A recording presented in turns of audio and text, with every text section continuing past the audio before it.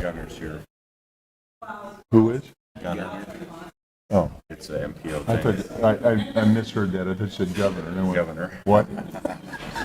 She's going to come here for anything? Not the governor.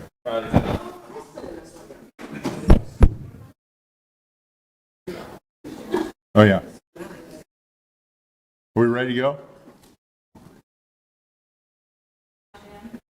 Yeah, it's on.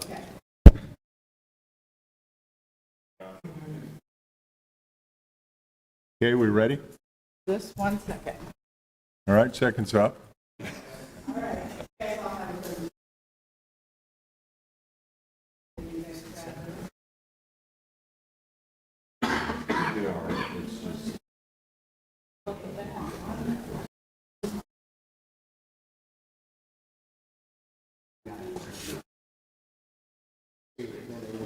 Okay. You have one? Good. I think I got it. Thank you. Okay, good. Appreciate it.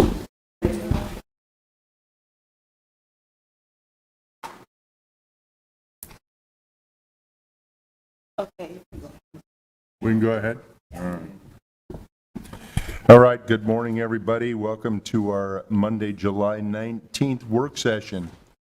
We're going to jump right in and call this meeting to order. And our first item on the agenda is the Central Iowa Economic Development District. And Scott, I'll quickly kick it over to you, and then let's get going. All right, thank you, Mayor. So this is an opportunity to initiate a new organization that would have access to additional funds and resources. So the MPO is presented as Gunner is going to speak to it, and some of our own staff have been involved throughout as well. Good morning, Mayor and Council. Pleasure to be with you as always. I'd like to acknowledge my director, Todd Ashby, wishes he could be here. If this is being streamed live, he's watching. Also acknowledge Andrew Collings on our staff. He's been very involved in this throughout the entire process. Also like to acknowledge Carrie Cruz, who's been on our steering committee. It's been very good work to work with. There are copies of the presentation here. Do you guys have those yet? Yeah. Okay. We got them. Great. And where are my slides? What do I? That's all right. What's the name?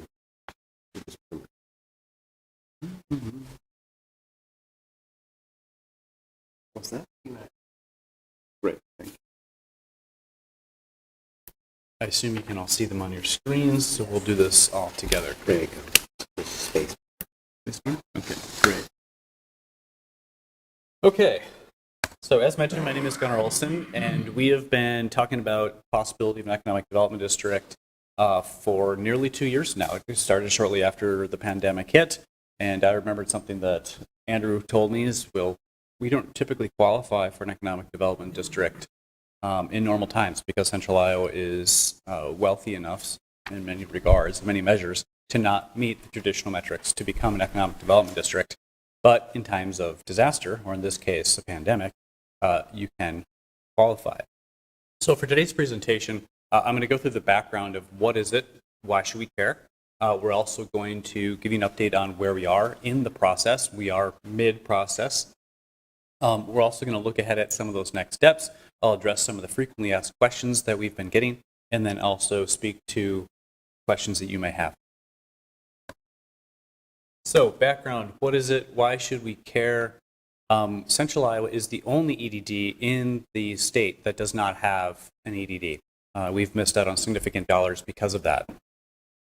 And as mentioned, because of the National Emergency Declaration, we are now qualified for the first time, and this is the first time since the 2008 floods that we have had that opportunity. Indianapolis and St. Louis are also exploring EDDs, so we explore. I personally have a goal to get to that EDD designation before they do. You can see on the screen there the 7-county region that does not have the EDD. So what is it? It's a couple of things. It is a designation of a region as an economic development district. It is also the thing that is being designated is an entity typically made up of multiple jurisdictions, commonly cities and counties within that region. It's important to note a few things that it is not. People hear economic development and they think, oh, this is the partnership. It's not a chamber of commerce, nor is it like the partnership. It does not recruit businesses is very much on the community infrastructure end of economic development, so very much related, but a different part of the spectrum of economic development. Similarly, not like the economic development offices at your cities or counties, it is not a council of governments. An EDD can be a standalone entity. There are a few different benefits here that are worth highlighting, and I'll start with the regional plan. In order to have an EDD, you need to have a comprehensive economic development strategy. This is a regional plan, supports all your local plans, your comp plans, the Tomorrow Plan, etc. It does not supplant them, really is meant to enhance and support them. Probably the closest analogy would be the long-range transportation plan that the MPO maintains for the region, but rather this is about economic development projects. The big interest for most parties is funding. This does open up potential funding opportunities. There is a project list included in the SEDS.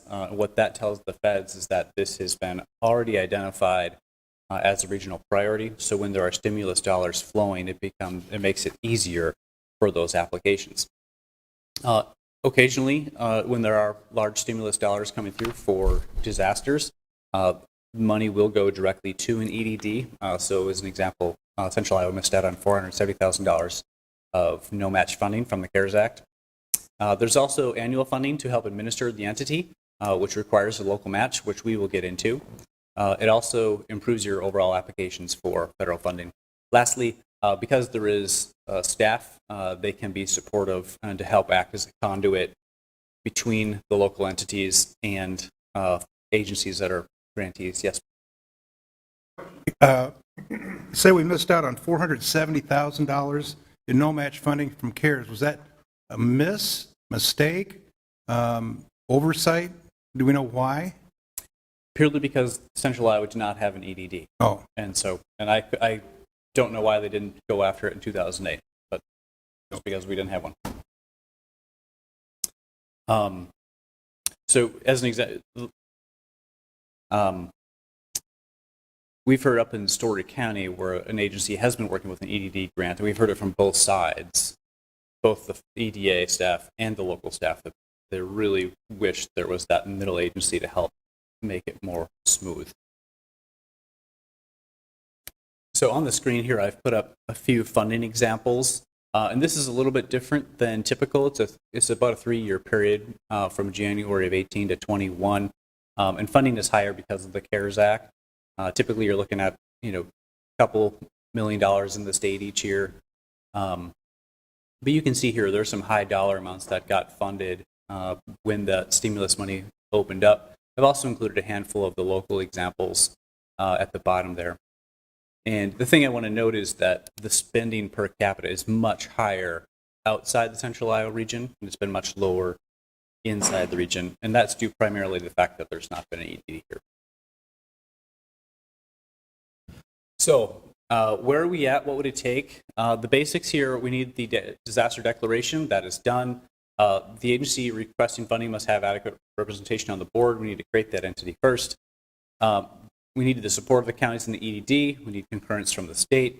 We need to procure a local match. And then we also need to develop the comprehensive economic development strategy as mentioned.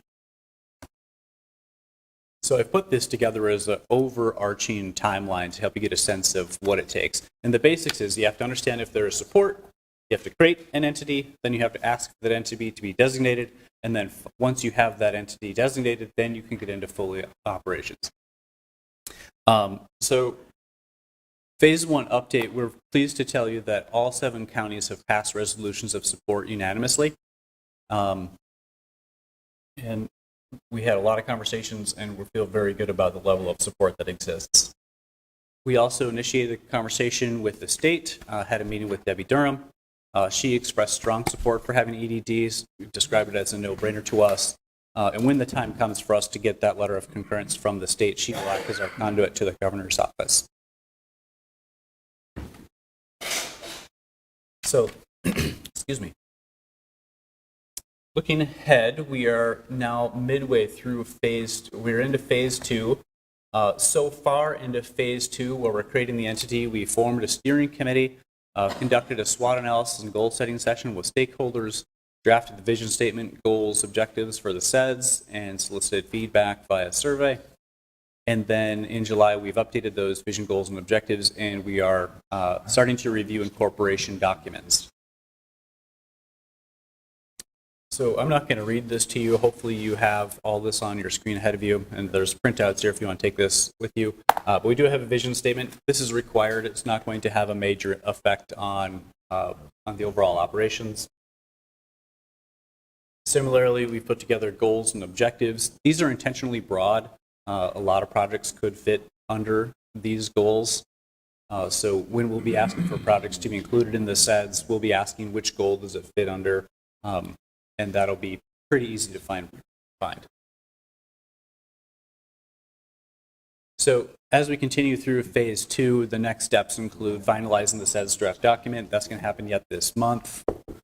And in August, we'll open a comment period for stakeholders to look at that SEDS. We'll incorporate the entity with the state, have the bylaws reviewed, submit for IRS status, and seek concurrence from the governor's office. And then the first week of September, we're reviewing and approving bylaws, approving and reviewing the SEDS, and reviewing and approving the EDD designation application.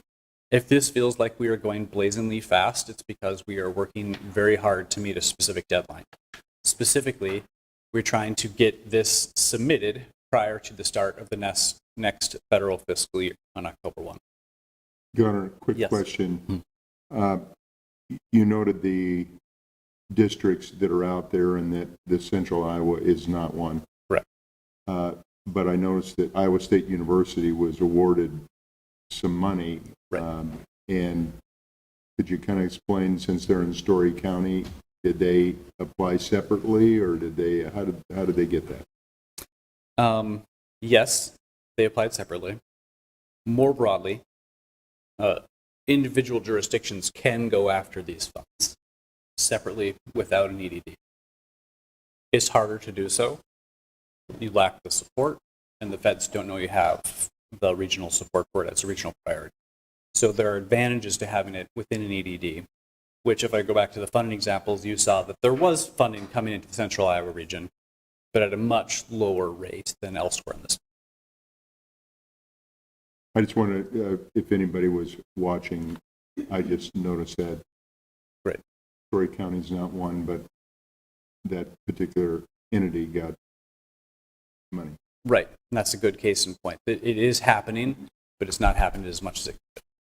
Thank you. Warren County, Nemo,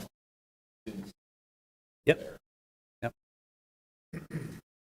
So as I was saying, we're trying to work toward a deadline of getting things submitted prior to the October start of a federal fiscal year. And the reason for that is we've been working very closely with EDA staff. I want to make a side note. They've been really fantastic to work with at the federal level. They're encouraging us. They want to see this happen. They're helping help make sure that we're going to hit all of our steps in stride. By submitting ahead of their October start to their fiscal year, they're able to make a budget request for the next fiscal year to help begin that administrative match dollars for the local entity. So that's what we're working back from. I do want to note that a lot of the stuff that we're talking about here can be changed and revised and updated once it's established. So next steps, as mentioned, we're going to submit the EDD designation application in early September. This is a hurry up and wait scenario. Once we push it in, we wait for their review. It does take a while. We're told it can take up to 3 months. It needs to be signed off on by a deputy administrator. And the reason they take it so slow is that once it's designated, it is a permanent designation. It doesn't sunset at any point. But we're going to take advantage of that waiting period and start phase 4 in September. This is when we'll be meeting with eligible jurisdictions and talking to them about possible membership.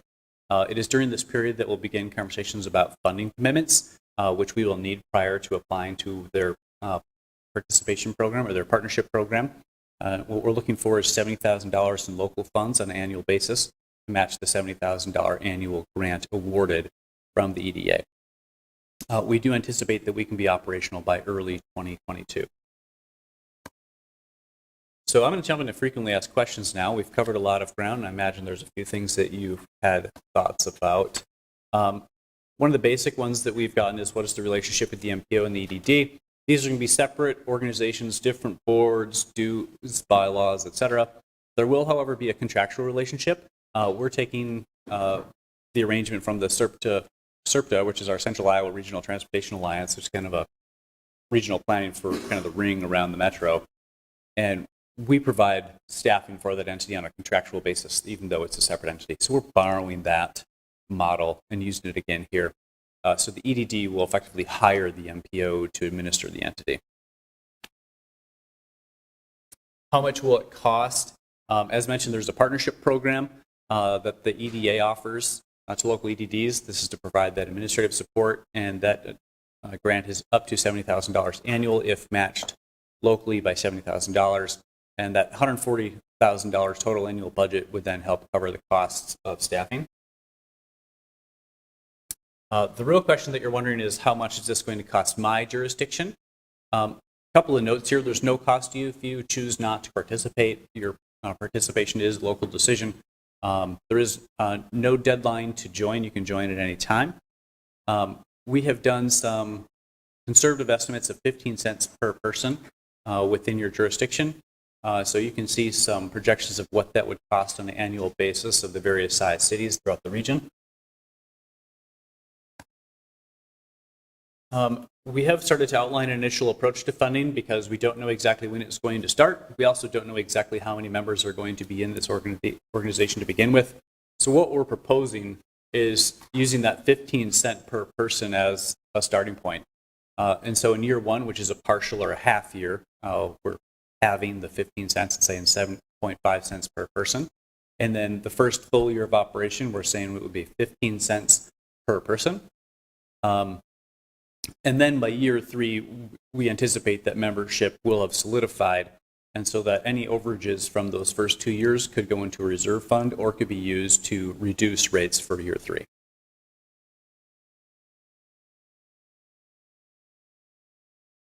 So what kind of organization will it be?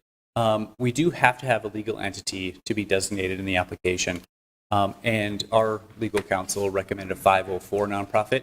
It does meet EDA's requirements. It is much quicker and simpler to form than a 2080, which would require membership conversations to be front-loaded, and it would require resolutions of support from the 89 cities in the 7-county region. Going with the 504 nonprofit route allows us to use a temporary board of directors to get us off the ground. It also allows jurisdictions to join at any time very easily. It's important to note that also going with the 504, we don't have to have fees and membership determined. We can create the entity, have it designated, and then have those conversations. When will the board be formed? We're going to start with a temporary board of directors, our steering committee, to be used to establish the non-EDD designated legal entity. And then the permanent board can be established after the entity is designated as an EDD and membership is determined. Basically, until it becomes real, we'll use the temporary board, and once it becomes real, money starts flowing. That's kind of the point where it transitions to a permanent board. Once we are in that permanent phase, we see there being a board of director for a full board of directors for big decisions. This would have authority over key decisions such as budget, one-time stimulus spending, bylaws, membership fees, SEDS, adoption, etc. We're envisioning one rep per jurisdiction as a member, plus one each from the partnership and DMAC and ISU. We anticipate them meeting annually. And then the executive committee helps to oversee the day-to-day operations, oversight and guidance for the planning process, administration. Gunnar, we have a question over. Go ahead. Just a question, Gunnar, and I know we went over this a few times at the MPO, but we haven't talked about board, steering committee, and temporary boards and things like that. So can we go into a little bit more detail? Who's on the steering committee? How many electeds are on there? For us being a population of over 200,000, where do you see us on the executive committee? Is there an automatic seat? Is there 2 seats? Questions like that, I think, is important, at least for me. I can't speak for everyone up here, but I think if we're going to be the largest contributor, which it looks like we are because we have the most population, I would say our representation on the board should be reflect that also. So we're anticipating questions like this. And the biggest thing that I want to remind everyone is that this is going to be a very different organization than the MPO. We hope it is not going to be a political body because the funding is between the individual jurisdictions and the entities. So unlike the MPO is a very political body, as you know. And there's a funding subcommittee, and there's significant influence at the local level of where the federal dollars come into the MPO and then are distributed within the region. There's none of that political process through an EDD. But the funding still comes from the federal government as a political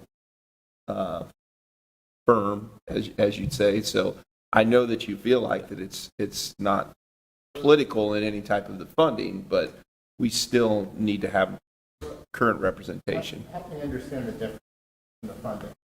Right? So is this essentially like for an EDD, it's a prerequisite to be able to apply for funding? Is that, whereas with the MPO, the funding comes here and then is distributed? So are you saying that what this means is the city of Des Moines for a project would be able to apply because we have the EDD, whereas otherwise we wouldn't, or would? Close. Yes, at the MPO, the money comes into the region and then is suballocated out. That is a local decision influenced heavily by the board of directors and the funding subcommittee. With an EDD, that process is different. Rather than there being any local decisions at the board level about who applies, how much, who gets what, those decisions are not at the local level. And any member jurisdiction that did want to go for funding would have that direct application process with the federal entity. And the EDD's role would just be there to help facilitate and help guide and coach, et cetera, or to identify those opportunities in the first place. Is it a prerequisite? No. You can go after those dollars now without an EDD. It's harder to do so. I stated earlier, there was an example up in Story County where the local jurisdiction says, yeah, we went after this, and it has been such a headache. And then we heard the exact same thing from the EDA. Yeah, we have one in Story County. Gosh, it would be great if we had an EDD there to help make this. Well, it's more than just Story County. I mean, there's Warren County. There's multiple. Sorry, Josh, but there's multiple places where it's been given out. I think maybe every one on here. I don't know if the city of Council Bluffs. We can go back to the map. They're not in an EDD. They are. They are. Okay. Yeah. I'd say that's easier. We as a city could directly engage this new board where they file it or go through. I think we could determine those processes, but the application. Right. The application would be from the city to the feds, and the EDD would be a support organization. So hypothetically, Des Moines in the EDD, West Des Moines chooses not to join. What you're saying is that the benefit is that it's going to be easier and more likely to be successful for Des Moines. So what if you're an entity that doesn't want to join until you have an application you want to submit? So Des Moines spends, I don't know when the next disaster will be that will open things up for additional money, but this is an annual contribution, right? So Des Moines spends the next 7 years contributing. We have our next disaster. Ankeny, which hasn't joined because they didn't want to and didn't see the benefit, then wants to join so that they have a better application. What do we do then?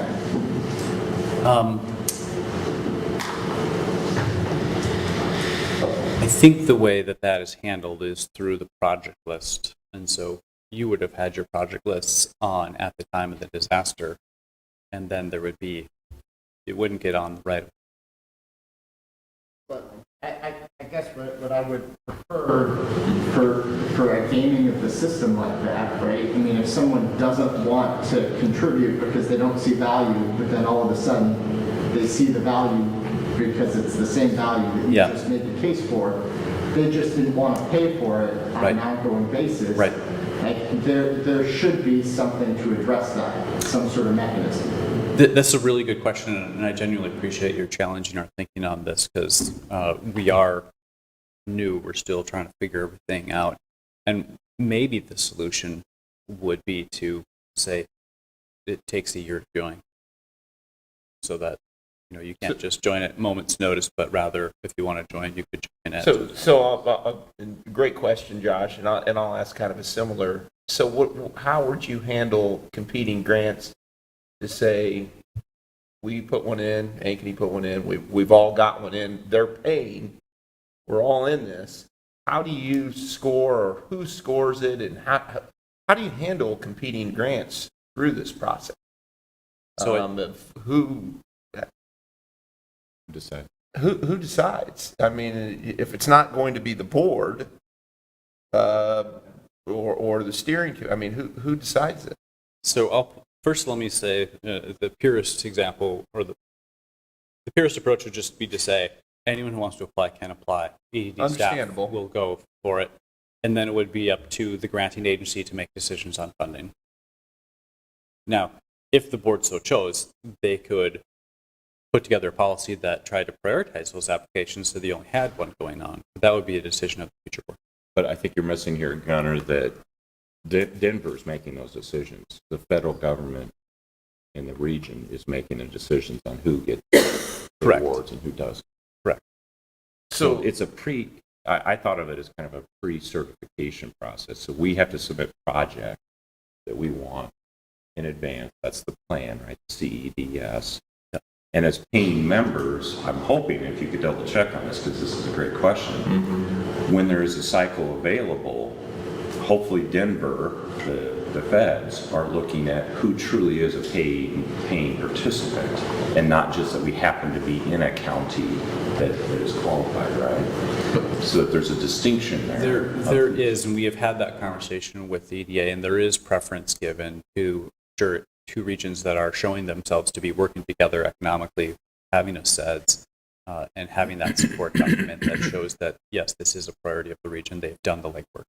But to Josh's point, if certain folks don't join and pay to be in this, but then you decide to put the application in, how is the feds going to know that they're not even part of this EDD? That's what, same thing. Yeah. We need to check that. Because that's very important that, all of us are going to participate except for some, but when they get an application, then they're going to, oh, okay, here, let me give you my $3,000. Or they just get the benefit because they're. The area. Yeah. There's. So let me say that staff has been acutely aware that equity is going to be a big issue among the potential participating members. I do want to reiterate that the bylaws would be a place where a lot of those things could potentially be worked out, and that will be something that can evolve with the board as it is placed. I know, but at some point in time, you're going to have so many applications. Somebody's going to have to decide whether it be the feds or this board. Right. Or, okay, how are we prioritizing all these grants? I mean, just because you're a contributing member, everyone's at equal playing field, or does this board or steering committee or temporary board of directors, or they prioritize, okay, this is in our region, we'd like to see 1, 2, and 3, and this is how we'd like to see the funding. I think that we need to, before we would be all in and be very committal to this, there's a lot of very important questions that for me that I'm going to need answered, and it sounds like we've had some really pointed questions that we don't have an answer for, and we'll need to get those details out before. I don't know. It sounds like it might before be I can helpful. supportive of it. I don't know about anyone else. Might be helpful to see some other example CED. Yep. Are they categorized at all? Or is it every jurisdiction has the ability to put a project or two or three on that list and they're treated all equally? Yeah, I mean, but there's just no way you're ever going, I mean, you can't treat everyone equal to every project. I mean, we might put 10 projects in. West Des Moines might have one. Is all 10 of ours better than the one project of West Des Moines? I mean, we've got to figure out a way how we prioritize it, I guess. Yeah, so I want to express appreciation because you're giving voice to a lot of the decisions that local jurisdictions are having to weigh in, and it helps to illustrate the issues that we're going to have to work through.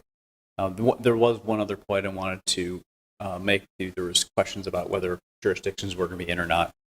So far, everything that we've encountered, our people are saying, why not? They're saying, from what the dollar amount is, the reaction that we commonly get is not, oh my gosh, this is so much money, but rather, oh my gosh, I could put this in for 10 years, and if I get one hit in 10 years, my return on investment is really, really high. So from what we've seen so far, we're anticipating higher membership. I don't anticipate there being a lot of jurisdictions not participating.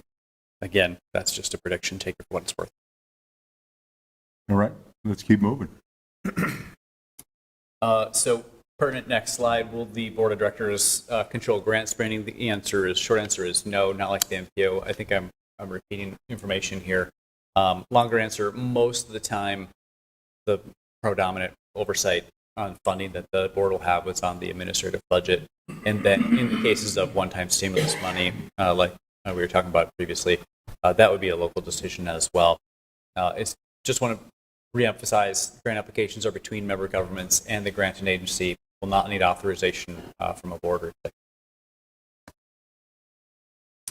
so what about the project list? We're going to have that finalized and added as an appendix to the SEDS in early 22 after the entity is designated as an EDD and membership is determined. Benefit here is showing the EDA that the project is supported as a regional priority. And in times of EDA stimulus spending, projects on the list will receive favorable and faster review. So eligibility parameters, you would need to be an EDD member. As mentioned, there are 89 incorporated cities within the 7-county region that are eligible. The counties as jurisdictions are eligible themselves. And then the projects, any project supporting the goals or objectives of the CD of the SEDS would be eligible to be included, and that the members would also be encouraged to submit projects that support the investment priorities of the EDA. Timeline is on the right. We'll be having those conversations over the next 6 months. I'm not going to read each of these, but the federal government does have investment priorities at the EDA: equity, recovery and resilience, workforce development, manufacturing, technology-based economic development, environmental sustainable development, and then exports. And the other thing that I will note is something that has been hammered home with us in almost every conversation we've had with EDA staff is it needs to be tied to jobs. If you can show that your improvements are going to create or retain jobs, that is a key consideration for them. That concludes the slides I had prepared for you. I'd be happy to answer any more questions. Anybody? Gunnar, thank you. Okay, thank you. And we appreciate your not only being here and presenting, but take our concerns back and let everybody know what we're... Yeah, I'm genuine in my appreciation of hearing all this. As mentioned, we have an opportunity, and we're moving at a very fast clip in order to get that opportunity open to the governments as soon as possible. But we hear you, and we understand. Thank you. All right, Scott, let's move on to development intake priorities, or policies, I'm sorry, and tax increment financing review. Mayor, I believe that we've actually got this into two pieces, so we'll start with Matt. Piece one, Matt. Yes. So this, I'll start while Dan's getting this set up.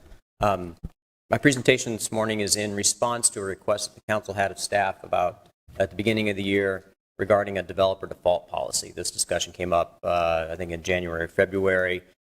Staff was asked to go back and research that policy, which we've done with economic development staff, finance, and Jeff's staff.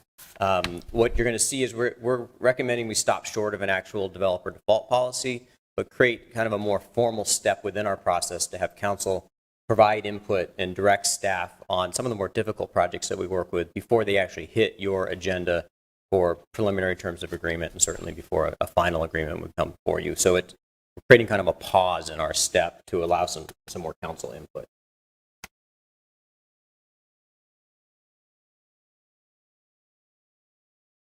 So there's a first point of contact. A developer has an idea, has a project, has a piece of land.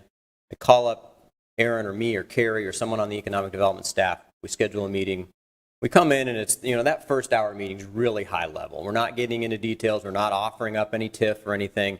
We're trying to get the who, what, when, where, why, the location, market demand, zoning, parking, financial ability. So if you do have a financial gap or you think you might when you get all of your design done, what is out there to help you close that gap? What federal, state, or local programs, what private or equity or debt are available that maybe you haven't thought of yet? And that's where staff brings their expertise into a project. We'll even look at the wow factor. That happens a lot. You get a projects that are kind of run-of-the-mill. They don't quite move a needle, but then you get some projects that are like, okay, that's so impactful. We need to roll up our sleeves and find a way to try to make that happen. We like to have more of those types of projects. We analyze two things, both the developer feasibility, which I think is something that was really what council was getting at back at the beginning of the year when the request was for a developer default policy. So we underwrite the developer and we underwrite the project. So when you're going to underwrite, I've kind of set these into the three buckets of a green light, yellow light, red light, and I'm going to do that theme throughout the process. A green light developer, when we underwrite that developer, it's a known developer with a track record of successful projects in Des Moines. It's very simple. Hubble or Jake Christensen come in and they've got a 100-unit multifamily project. You know the developer. What they're developing is right in their wheelhouse. It's a green light. It's a project that you would all feel, or a developer doing that project is something you would all feel comfortable with. Or it's a developer new to the market, but with a track record of successful projects in similar markets. So an out-of-town developer comes to town. We research. So a TWG comes to town. A Roars Investments comes to town. We research them because we don't know them, but we'll talk to our peers in the other cities. We'll look for the news articles to see how they're doing in their other cities. And so we want to make sure that we know who we're dealing with, particularly when they're coming from out of town. A yellow light, something that might cause a little pause, but we'd still move forward with, is maybe it's a known developer that's scaling up. It's your developers who are typically doing $5 million projects, and they come in and meet with staff, and they've got a $25 million project. And we're like, oh, okay, well, that's good, but let's make sure you have the ability to do that. Or maybe it's a project, maybe it's a developer that we know, but is changing product types. An industrial developer suddenly wants to develop a hotel. Well, that causes pause. They maybe are great in their wheelhouse of industrial or whatever product type it is. And when they switch product types, and we do have a lot of developers that dabble in commercial and residential and hotel, and they're very, very good at it. But when you make that shift, you have to make sure that the developer has the staff and the expertise to make that shift. And then obviously a red light, which is kind of where we were talking about that led to this, is a developer that's got a scattered track record. They've got hits and misses. They miss deadlines. Maybe there's straight up default or bankruptcies. That's really going to be a red light for us, and you'll see in these future slides of what we're going to do when we encounter something like that. So it really, in light of just having, in lieu of having a hard list that has those developers on it, and we have to say, no, sorry, you're on, we have a developer default policy, you're on the list, we're not going to work with you. We're going to have processes along the way to have checks and balances. So we've moved from developer feasibility to project feasibility. We need to, if we've got a qualified developer undertaking a project, now we need to know that the project itself is feasible. So a green light project is going to be a typical project type with a proven demand in our market, standard sources and uses that we're used to seeing. It's not a lot of complicated, 10 layers of financing. a standard risk and a project request that falls within our TIF policy. Carrie's going to follow up here with the TIF discussion. We have a policy, a general framework of how we process TIF requests, and as long as it's falling within the parameters that we're used to seeing, it's kind of your normal green light project. A yellow light that's going to cause us a little more work, take a little more time. You might be in a softening or a new emerging type of market. Every type of real estate goes in cycles. They go up and down. Linda knows this. I mean, it happens from single family to retail to industrial. When there's high demand, low vacancy, developers swoop in, start developing a whole lot of product. Next thing you know, you've got too much product on the market, and you just go in cycles. Every real estate type does it. So you're going to look at where you are in the cycle of that real estate development. Are they catching it at the high or the low? We're doing it with hotel rooms, right? We started that before COVID. We had a rush of hotel rooms, particularly downtown. It was very popular, and then we all started questioning, oh boy, are we getting too many hotel rooms? We were hitting that downward part in the cycle because we had just gotten a lot of inventory. Complex sources and uses. We have some developers who are really good at complex sources and uses. I always use Frank Levy as an example of that. He can run a spreadsheet like no one else, and he can balance 10 different sources of funds and do it really well. Some developers don't have that track record. Or a project that has a very large financial ask that's in excess of our policy framework, or maybe they're just unusual policy terms. Maybe it's some policy terms that are putting the city a little more at risk. Maybe there's a request for upfront TIF, which we don't do very often, where we have more at risk than if it were just a developer-generated or project-generated TIF. Or if there's city land or other non-standard city participation in the request. There's an opportunity cost to that if you're tying up land in a complicated process and we can't do something else with it. And then what's a red light project? It's going to be it's a development that's probably intriguing. We've gotten it this far, but it's just setting off way too many of those yellow light risks. And we have in the policy that Carrie's going to talk about, we have a debt review committee that's made up of a couple members of the finance team, myself and Carrie, where we review projects that fall outside of that TIF request. A lot of the time, the projects that we're looking at to do that, maybe they're historic preservation, or they have a significant amount of affordable housing in them, or unusual site constraints that are driving up the cost and therefore the financial gap.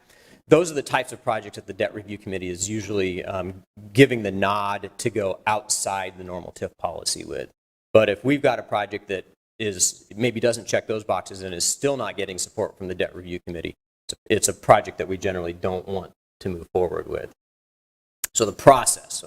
To the right is where I'm introducing a new step in the process that we don't typically do. A green light in the approval process. It's basically you were green lighted at the developer in the project phase. That project proceeds through the normal pre-application conference with city staff. They go through preliminary design. OED staff works through their financial gap. Carrie, Aaron, and myself have regular meetings with Scott once a month. We've got our monthly one is this week, where we review everything that's on the OED docket. A green light project, we'll share it with Scott, get his nod. Then it's coming to you. It's coming to the council for first look at preliminary terms of agreement, and then it's going through Urban Design Review Board and all the normal steps. The yellow light is going to be a process. A project will go to the debt review committee. Debt review committee will then either they'll review it and they'll either recommend support or sometimes we'll offer up recommendations to OED staff to modify the terms. They come into us and maybe we want to reduce a 20-year TIF down to a 15-year TIF or something like that. More front load, less front load. Debt review tries to help OED staff get to something that's more palatable, that Scott's more likely to approve, that you're going to feel more comfortable with the risk that the city is taking on the project. A project like that would get massaged and then come through the green light steps and preliminary terms of agreement. The red light is where we want to introduce a new step. If the project just isn't able to clear those hurdles with the debt review committee and with Scott in our regular reviews, because it has too many of those yellow light concerns, we will not advance it through preliminary terms of agreement. It will not see the council at that point, and we're going to hit a new process and a pause in our step. We did this in the past, and it was when I was the economic development director, and we haven't done it as much in now, but I think we're going to kind of reintroduce the stuff that we've done before. And that is when we get one of these projects that's solidly in the red light and we're concerned, we like it, but we have concerns about it. What we do is we set up a subcommittee of the council, the ward council person, the mayor, and an at-large to sit down with me and Scott and OED staff and probably Nick and legal, and we will go through it step by step, and we'll look for guidance from that 3-member council committee on what you want to do with the project. Is it important enough in your ward and important enough in the city and impactful enough that despite the risks you'd like to see it come through? Or would you like staff to go back and modify some terms, take some of the risk out of it, make us less exposed on a front end, or whatever it is that we think we can overcome the hurdles. And maybe we can't overcome the hurdles. And you may scratch your head and think, I just don't think this project is worth the risk to the city and to the taxpayers, and direct staff not to bring it forward.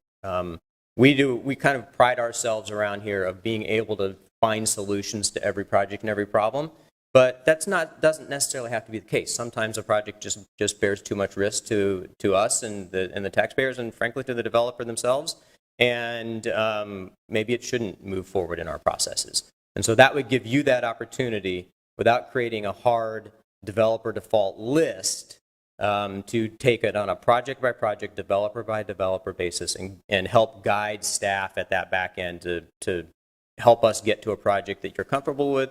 And if you just can't get comfortable with it, we won't see the light of day and we won't bring it forward. That's our recommendation. And we've had a team from finance, OED, and legal working on that. This is what we think is probably the most palatable going forward. And again, if you like this, it can be our policy going forward. If you don't, we can try it. And if you say, you know what, Matt, that process just isn't working, we want to come back and relook at that developer default policy, we can absolutely do that too. Okay, anybody have any questions at this time? Yeah. Okay. Matt, thank you. Thank you.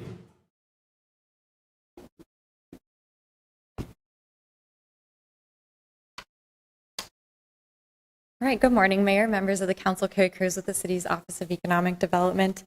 Thank you for the opportunity to present to you this morning. We thought this would be a timely opportunity to bring back an urban renewal and Tiff, kind of review, refresher with the council. What is Tiff? What does the city of Des Moines use it for? And what are our team's kind of internal policies that we follow when we're out negotiating Tiff on a variety of economic development deals? So what is TIF? TIF is an acronym for tax increment financing.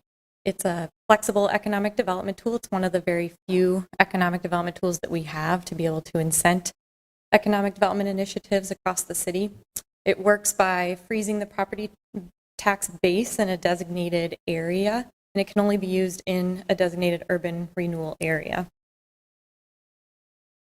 So the process of adopting and implementing an urban renewal area and or a TIF district within that area, there's a pretty lengthy, transparent public process that we follow in order to implement a new urban renewal plan for the city. It all kind of starts with our team doing research of a general area, really looking at all the properties within an area where we're interested in implementing a plan, documenting property conditions, valuations, if there's slum and blighted conditions, making that documentation in case that would be put in the plan to be able to include a slum and blight designation in an urban renewal area. Working through goals and objectives for a plan to be put in place, taking a review of the plan DSM, our comprehensive land use plan, looking at the goals in that plan and how it would apply to the specific area where we're looking to implement a new plan, making sure that that's consistent.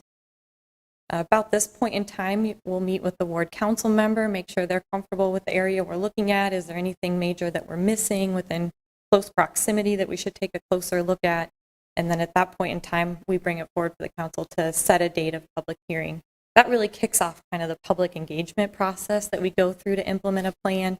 So at that point, once we've set the date of public hearing, we'll start engaging with the neighborhood associations. Sometimes we have one neighborhood, we might have multiple neighborhoods. We'll do joint neighborhood meetings if need be.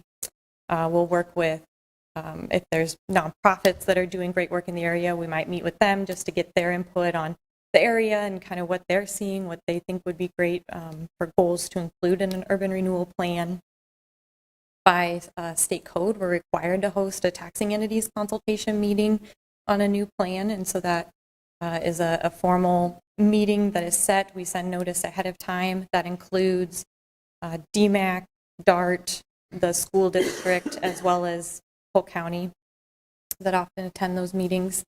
That's an opportunity for them to ask us questions, what our intended uses of any TIF that we would be utilizing in that plan. They have an opportunity to, if they have objections to anything the city's proposing, they can give that to us in writing, which would be presented to the council ahead of the public hearing. We also have board and commission review of plans. So the Plan and Zoning Commission is required to make a finding that any plan that's being brought forward is consistent with the city's comprehensive land use plan. And then the Urban Design Review Board also reviews the plans and provides the council a recommendation on whether or not to approve the plan as drafted. And then we finish up with a public hearing here at the City Council. Yes. Taking this recommendation to P&Z and Urban Design Review Board, why wouldn't it just come straight to the council? Council starts the process by setting the date of public hearing, Right. and then that's just another couple of layers of overview and providing recommendations to the council ahead of you having the public hearing and making a final recommendation to implement the plan. So P&Z makes a finding whether or not it's consistent with Plan DSM, the comprehensive land use plan. That's really their role, to make sure we're following that long-term comprehensive plan with any urban renewal planning process, so everything's consistent with your long-term vision and planning. And then the Urban Design Review Board, since they're charged with any project that's receiving TIF, they provide a recommendation to you, the council, on if the level of assistance is reasonable and appropriate given the project. They also weigh in on the project's design and quality. So they're involved in that review process for any projects coming forward. So we have them review the plan from the very beginning and any time that we make amendments to that plan. So they're just providing a recommendation to the council. Come back with the recommendation, no, we don't want to do it. They certainly could, and that's up to the council to decide whether or not you want to take that recommendation or not. Seems like a lot of steps. Yeah, and that'd be my question then, why even take it to P&Z? If council wants to go move forward on a project to create a TIF district, and P&Z says no, I guess I'm challenged. You know, the council probably has their own direction that they want to follow. And, you know, sometimes P&Z doesn't agree with council. We've seen that before. So, I mean, if this is the process, I guess we can follow it, but I just think it's kind of cumbersome to throw P&Z in there. Just my thoughts. Okay, thank you. And Urban Design Review Board also, both. Yeah, I'm more concerned about urban I design. forgot about that. I don't know why we need their input. Mayor, real quick. Yeah, please. I think Harry briefly mentioned this, that with the P&Z, I guess what's important is that in the urban renewal area plan, the plan talks about uses, it talks about land use, Zoning. and that's pretty important to make sure that that's remaining consistent with what the comprehensive plan and what P&Z understands a specific area to be. So it's more about the urban renewal plan and less about the TIF district when it comes to the P&Z discussion. And then I'd say it kind of shifts a little bit with UDRB, where they're maybe a little more focused on the finance aspect of it. But the P&Z for sure is an opportunity to make sure that the urban renewal plan is consistent with the land use and Yeah, but isn't that the role of staff to communicate that with the council? I mean, these folks are a volunteer advisory board, both of them. sure. And we've put a lot of, I don't know how delicately to say this, but we've dropped a lot of things on their lap that recently you've got a lot of new board members on that board that I think sometimes maybe don't understand some of their role as their role as an advisory board, or maybe they do. but they've put a lot of things to us where consistent with a supermajority vote on items that I believe that we all voted 7-0 for. So we've got this role of an advisory committee of volunteers that's maybe not on the same page as all of us that are sitting here, but we're going to need to run all of these things through both of these boards, where if we're consistent with staff and the 7 of us, I don't understand why we would ever do that extra layer, as Connie had said, another step, and continuing the process and making it go longer. Obviously with development, time is money. We've all heard it. We're adding weeks or months by doing it this way if we want to add something like that. I've got to say something. I know. I've served for a long I know you time did. on there, and I got to tell you, we never slowed a project up. Well- If the city manager wanted us to review something quickly, we did it before the next meeting and gave input. We didn't always agree with the city council, but nevertheless, the city council went the direction they wanted to. It doesn't necessarily slow it up. We appoint these people because we think that they're going to be good in that, and I'm talking about all of us that have appointments to those boards and commissions, and I trust their input. I don't always agree with it. As you point out, some of our 7-0 votes have done that. But I appreciate their, ZBOA is one of the boards that really bugs me, and we've talked about that in the past because they do stuff and we can't fix it, even if we totally disagree. But I appreciate the input of our boards and commissions and the people that have committed to serve on them, and I don't want to dismiss their input. I'm not saying dismiss their input, and I, with all due respect, I appreciate the job that you did on the P&Z. I think it's much different now than when you served on it, to be perfectly honest, because I've watched some of those meetings, and it'll make your skin crawl what things are being said and how projects are going through this.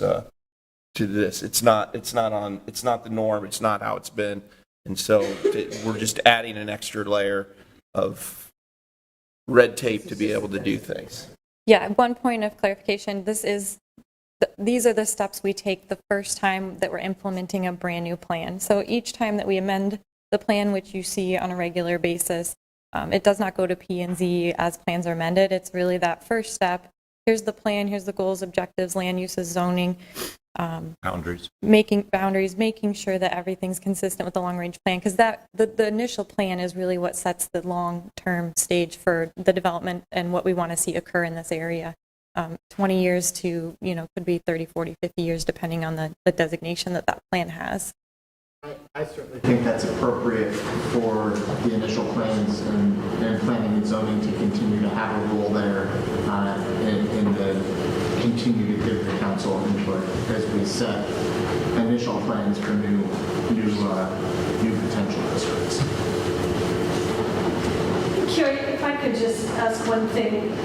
In Ward 2, I know that we have areas that really could use some cleanup and they would benefit from urban renewal. We have a couple, we've got the East 30th there along where Hubble is.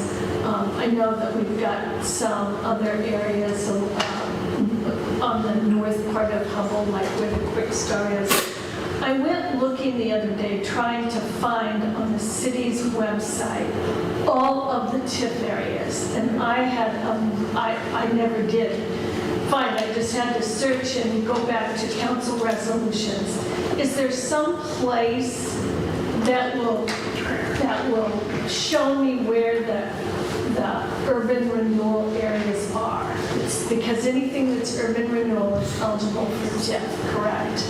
It's on page 17 on the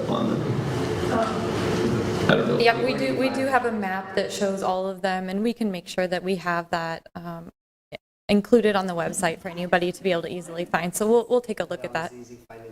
And I know it's We have it on the city maps, but I don't know if it's a layer that's accessible if you're not on the city's network. So I can check on that too to see if that's something that could be added. Yep. Often wondered why we can't get into those. Yeah, and one thing I'll mention too, some of our newer plans, so Oak Park, Highland Park, for example, there's a larger urban renewal area there, but we're doing TIF districts for individual projects as they come forward. So it won't necessarily always be the case that because there's an urban renewal area there, that it's also a TIF district yet.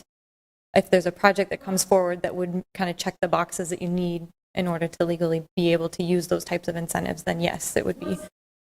Go onto the assessor's page and see, oh, it's a Yes, it'll have a tag on the page. Just because it's urban renewal doesn't mean that it's TIF yet. It just Correct. means that nobody's come forward and Yep, so it could vary by district. wanted something. But yep, we'll make sure that we have a map or something out there that's easy to find, so you can see exactly If where. I could just read it. No problem. I did include a map to show all of our current areas. So, Carrie, are we any closer? I know that we have one large TIF area in Ward 4 that's really the Southridge Mall area. Are we any closer, and I know Aaron and I have discussed this, of developing other corridors that we see, a lot of the big box stores are gone, that we need a jolt of incentive to get the developers to figure out what we can do, whether it be Army Post Road corridor, Southwest 9th corridor, Southeast 14th, those type of, when can we come up with, and maybe I can work with Scott and Aaron, of when can we come up with something that would incentivize that area so we can see some better development and really get some things jump-started in that area? Yeah, our director recently mentioned that same area along 14th that you just mentioned. So our team is starting to look at those commercial corridors all across the city, including that one. We do have a few urban renewal plans that we're working on currently. We have one up on Douglas Avenue that we're working on. There's one in the Drake area that we're working on. The airport area has one. So it's definitely on our list of things to take a close look at and see if there's an ability to work more on those commercial corridors that where our comprehensive land use plan has those commercial nodes or those designated nodes in the plan, which is what directs us to look at those areas closer. What is the thinking behind, for the last 7 years, we've worked on a Southwest 9th revitalization portion of it. Recently Josh and I have partnered with that. Before that, it was Christine. But none of that is included in any urban area. We're looking at 7 years since we've started this process, and staff hasn't come up with anything for that area, and we've seen very limited development, and I think that would really increase some of the eyes of some developers that could possibly come in there and help us keep the momentum going. We've had a few things. We've had a few things get cleaned up in that area, but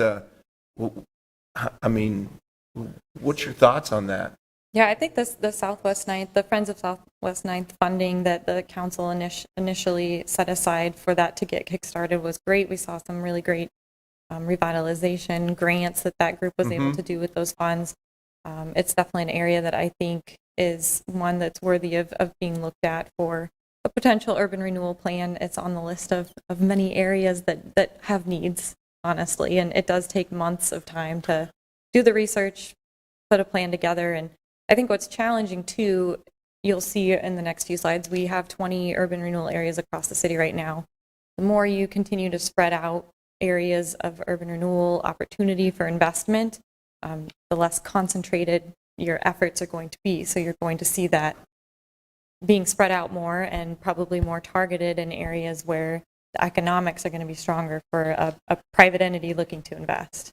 But and let me throw into this, it was interesting to me, and I think that I've watched Southwest 9th in the work that all of you guys have done on that, but I remember back in the late 80s, 90s, early 2000s, and then we wrote the 2020 plan and identified Southwest 9th as a very important corridor with commercial nodes, and what should that look like? And of course, here we are now 20 years later, and it is yet evolved again, and it's sort of like jump starts. It's, okay, we got something going, but nah, that didn't work, and so now we're going to do something else, and we're going to revitalize. No, I guess we're not going to do that. Now we're going to totally demolish and tear it down and start over with some other kind of a development. It has been an ever-evolving corridor, and I don't know how we get our arms around it to try to figure out what it looks like long-term and put development in there that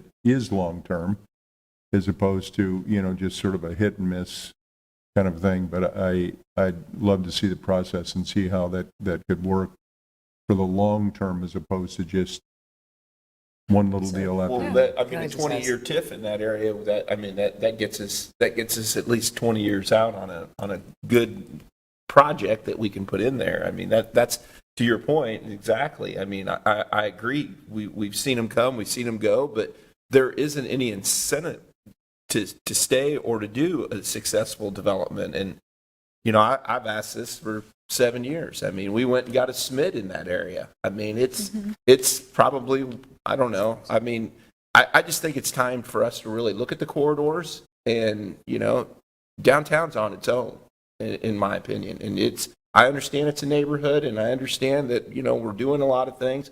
We've got a significant investment in the Market District. We've got a significant investment all through the Western Gateway. But, I mean, we've always said we want to get in the neighborhoods in the main corridors. Well, for me, I don't have any incentive for any developers to get into those corridors. And I'm here publicly to ask you, Scott, and you guys to make that happen so we can get some significant investment in that area. That's long lasting, as the mayor, to his point. Go ahead. Go ahead. Well, I just want to I agree with Joe, particularly right now, we're making major investments in McRae Park, which is sort of a gateway to that Southwest 90 corridor. I mean, I think there's real potential, particularly in that corridor where we don't have those tools. And so I'd like to see us look for something like that in the Southwest 90 corridor. That's the priority. Can I just ask the process, okay? Because there's corridors all over this whole city. I can name like 5 besides Southwest 9. So what is the process that you have to go through to develop that we can get out into those corridors? Hubble's one, from east and up, to probably East 30th. I mean, where would Well, East 30th had one for the longest time. Yeah, but I'm just saying, where is it? There's corridors all the way along the roads. There are. So how do we identify them, and how do we get it in place, and how many can you have, and is it staff?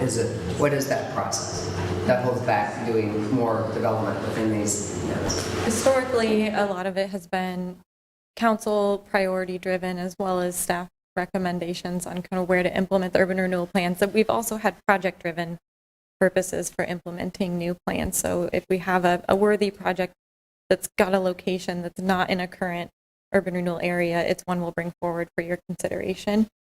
But there are, like you said, there's so many corridors across the city. Are we limited by state law? We're not limited in the number of plans we can have, but I do think it's really important that for this tool to work the best that it can, it's important that we're very strategic with the tool and that we're very responsible with the tool, so we're not just making the whole city one giant urban renewal plan. We need to be very easier. We probably have we need to be very strategic. I'm just saying that's why I just want to understand the process. If it's the time of, how many can we have? Do we have enough staff? And because it does take time. Or what are the obstacles to create the corridors out in the neighborhoods that we say we need redevelopment? So Mayor, I just wanted a better understanding. Yeah, and generally I would say the length of time for us to be able to bring forward a new plan from start to finish, you're looking anywhere from probably 7 to 9 month process to get through the entirety of the implementing a brand new plan. Manager? I don't want to underscore, I want to underscore that we're in a transition at this point, because I'm hearing from almost all 7 of the council that you're wanting to be more proactive in economic development versus reactive. And so I'm going to be very clear with you. No, we don't have enough staff to go out and do all the corridors that I have a feeling you would like to see proactively going out and finding, sometimes it's going to take going out Yeah, you and have to go finding inside. developers and finding projects that you know would fit well within those corridors. So that is something very new for Des Moines.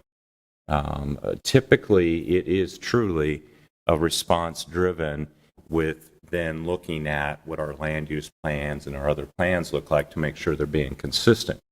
This is an opportunity for us to take a Southwest 9 and actually say, here's the plan for it, and we have a limited amount of time. Typically, these are going to be 20-year time frames in a window of only 20 years. So if the current property owners are not invested in those plans, we're going to have to be more aggressive in our tactics in that sense, possibly getting more buying out of property, things of that nature with additional resources. So it is a different approach to go proactive with these types of corridors. I think that, to be honest with you, I think it's time to do that. I think Absolutely. that is smart, but it is More different proactive. than what's been in the past. And it is, again, a 20-year window. So momentum, as what was brought up, is going to be crucial. The project generated, or a project that comes to us, we don't have to worry about that. We've got a property owner that says, I want to do something. Great. This will be different. This will be a plan for a corridor that says we need to entice and bring new partners into the mix. And I think it's the right way to do it, though.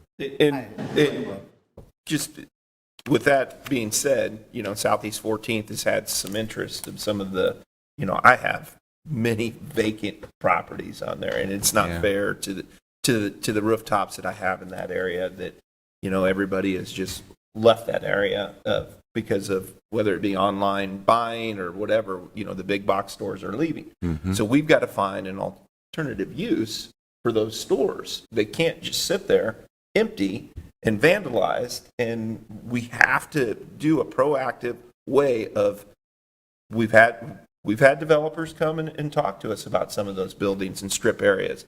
And so now it's time to really sit down and put a pencil to it and make those things happen. Because otherwise, we're going to lose a certain part of our city if we don't entice better development.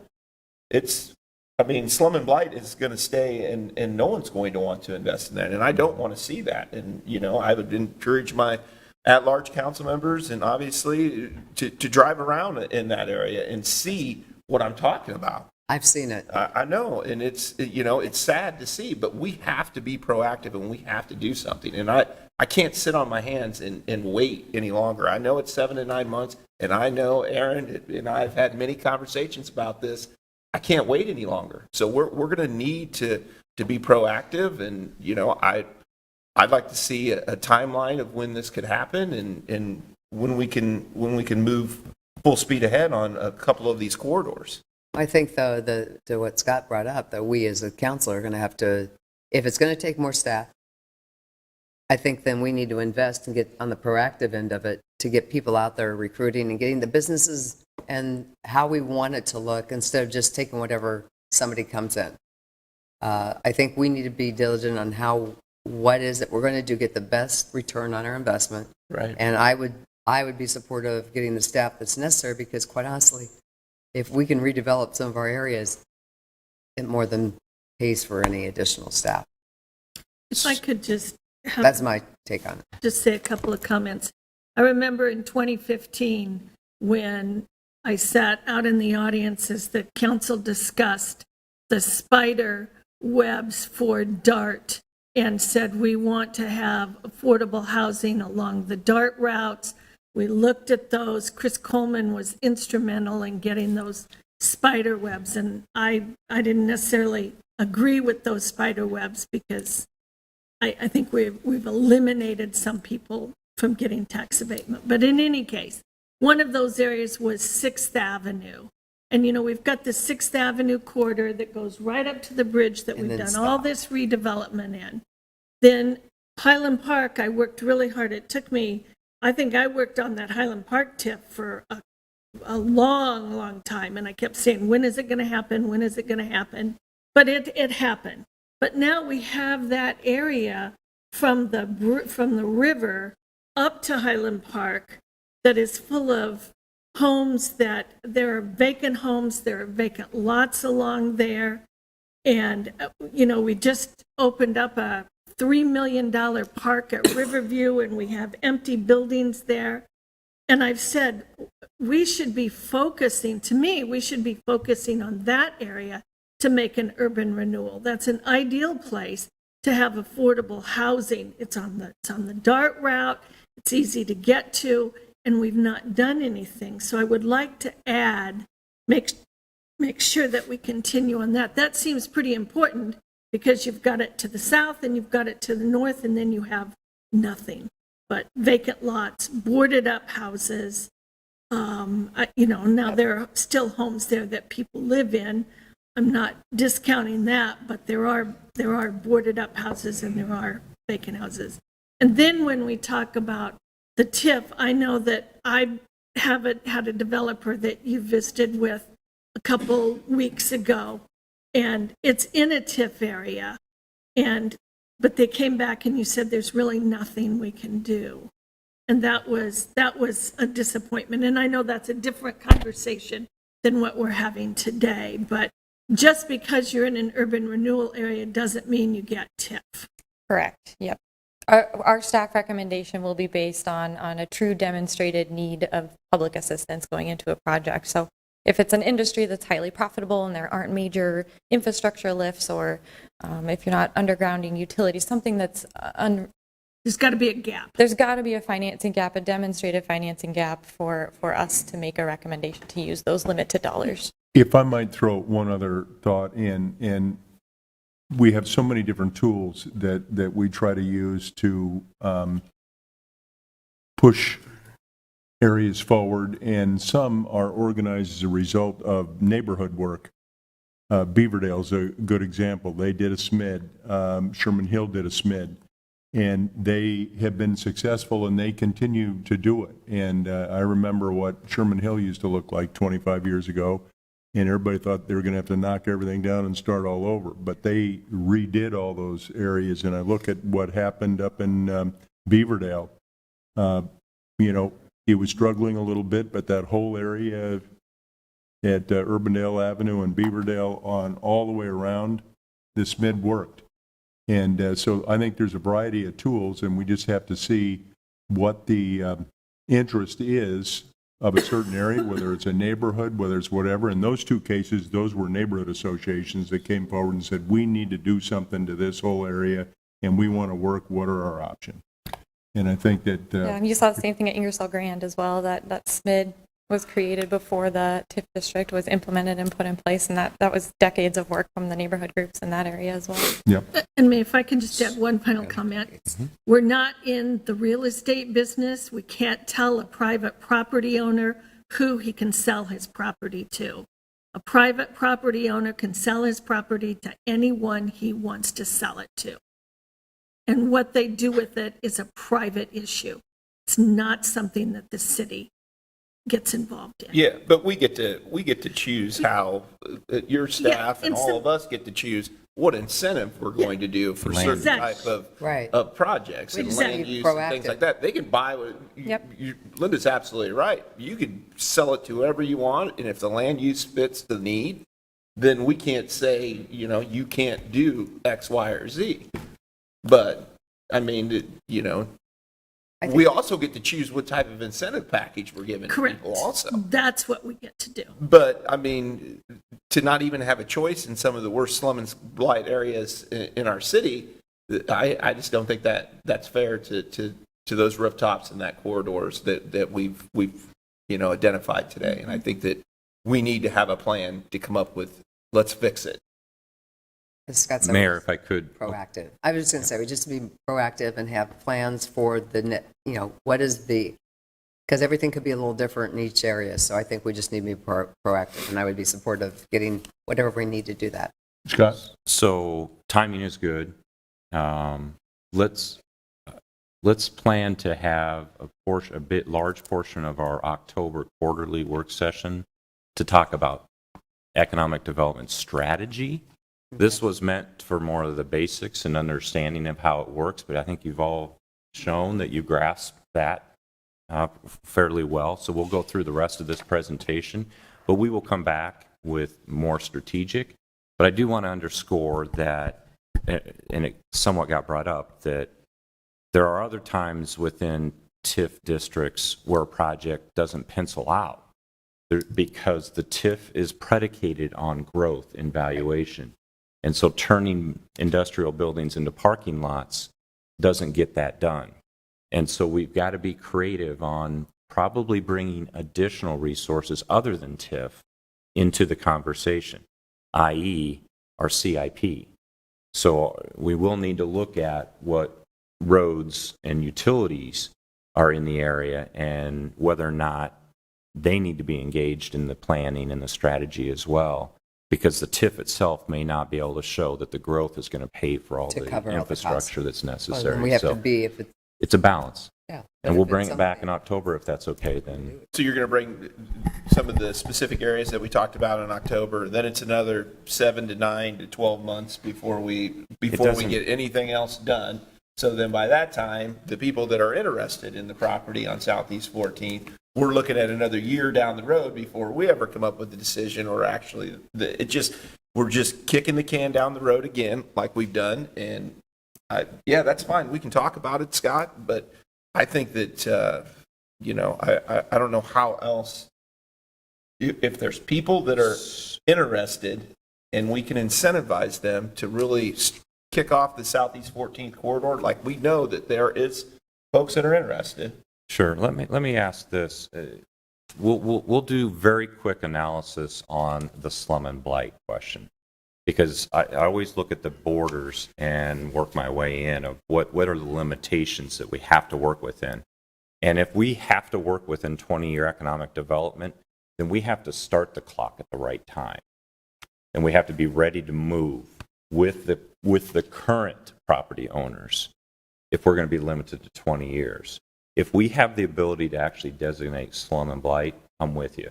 Let's just put what we need to and resources to get slum and blights designated. But that's not it. Let us It's too different. do that real quickly Well, and see let's what. get in the car and we'll drive, and I'll show you where I agree, where there's slum and blight, and there's been slum and blight, vacant buildings for years now. Yep. And I'm tired of looking at it, and I know the people that I represent, that is the biggest, the mayor and I heard it when we were up for reelection. The folks on the southeast side are tired of the empty buildings and the development that is non-existent going there, other than people just leaving. And if we don't step up and do something, and we said it at every neighborhood meeting that we were gonna work hard to get this done. Well, it's 2 years later and we haven't did anything. And so I've said it from the very beginning. And like I said, and I've invited you and I've invited Aaron to get in the car, and I'll drive you where I believe there's slum and blight and there's vacant buildings, and been that way for years, and we did nothing. Allow them only just to sit vacant. That's not okay. We're doing a disservice to our residents, and that is not all right. And you know what? We're focused on downtown. We're focused on new development, but we say we want to help out the neighborhoods and the corridors, but we did nothing. At least in my ward, we did nothing. So we have responded to every Include Ward property 2 in owner that that too, is- Joe. We've responded to every property owner that comes to us. What we need to do is Is be flip that proactive. and say, we've got a plan and we need your help as a property owner. You're going to get developers that are going to step in that wouldn't look at the south side because they understand, okay, there is an opportunity to revitalize this area and be able to use some of the TIF to help with some of the. And maybe other reasons. I was Right. going to say, it's going to take more than that to get Yeah. in some of our areas. Well, it'd be a good start. Absolutely. Yeah, but it's absolutely probably going to take more than just TIF. So we have to be prepared for that. I mean, there's houses on Southwest 9th. When we went through 7 years ago and identified properties that we'd like to see gone, there's 2 of those houses sitting there, for sale, empty, that me and my wife walked through and said, man, it'd be nice to get rid of those. And they've sat there empty and for sale for probably 3 months right now. And, but they're going to get sold. They're going to be rentals again, and we're going to be in the same position that we've been in for the last 20 years on that street. Because we refuse to look at that corridor, like I've said, and, I know I'm not the brains of economic development, but I feel like that I've watched it throughout the entire city when you put a TIF area in, whether it be Merle Hay, whether it be Ingersoll, whether you put these in, you see where the developers go and they're incentivized and they do it. Well, I want that to happen for the residents of Southeast South because they deserve it, just like everyone else in the city. It's not fair to them, and we're giving them a disservice. All right, we will continue to take a look at those commercial corridors and plan for an October quarterly work session on it. In the interest of time, I'm going to kind of fly through a few of these. So length of a TIF district is going to vary depending on whether or not you have that slum and blight case that you can make in the urban renewal plan or if it's purely economic development. This is a TIF example. You've seen similar examples in the past, just showing that how project-generated tax increment is calculated from what a project was assessed at the beginning versus after the project. This example is a little bit oversimplified, but for the interest of explaining how that increment works, at the beginning of the project, it's assessed at $100,000. At the end of the project, it's $300,000. Property taxes that property would have paid at the beginning, approximately $4,400. After the project, $13,200. So there's a growth in taxes there of about $8,800 per year. What's important to recognize is that full growth is not eligible to be directed into the TIF Special Revenue Fund. A portion of those dollars in that growth is still for protected levies that a variety of taxing entities have. So for the city, that's our debt service levy. The school has instructional support levy and property, plant, and equipment levies that are protected. The county has a debt service levy that's protected. So in this example, a growth of about $8,800 in taxes above the base, $7,200 of that could flow into TIF if needed. $1,600 at a minimum is protected and will continue to flow to those specific taxing entities. The other thing I want to mention too is if the city had an agreement to rebate 100% of the project generated taxes, that would be the $7,200 of that growth. But if we were to enter an agreement that was rebating back 50% of those taxes, the other half of that we don't certify or ask to be directed to the TIF fund will flow out to all the taxing entities on their pro rata share of their proportionate share of the property tax levy. So it's important to know that any dollar that we're requesting to use in TIF, there's a direct impact to all the taxing entities' kind of operational levies. For us, that's our general fund. So on the next slide here, we show how the taxes are distributed. So the city being 34% of a property's tax liability, every dollar that we pull into the TIF fund, 34 cents of that's coming out of our operating levies. So that's important to understand that's why we have to have a very delicate balance of the amount of TIF that we use and certify versus what gets released. If we're able to release some of that growth in valuation, it's a direct benefit to us and all the taxing entities. So how is TIF used in Des Moines? There's really two kind of primary categories for how we have traditionally used TIF for the city of Des Moines. Our capital improvements project is one major area where TIF is utilized. You can see a list of examples of projects that we've utilized TIF for in our CIP. Streets, we've got our repaving program downtown. We've got 2nd Avenue up in Central Place. Repairs, we've got some beautification efforts going on downtown right now with the banner arms that have different banners throughout the year downtown. They're doing some repairs and replacements of those. The parking system received some funding from TIF. The bridges downtown. Civic and recreational examples.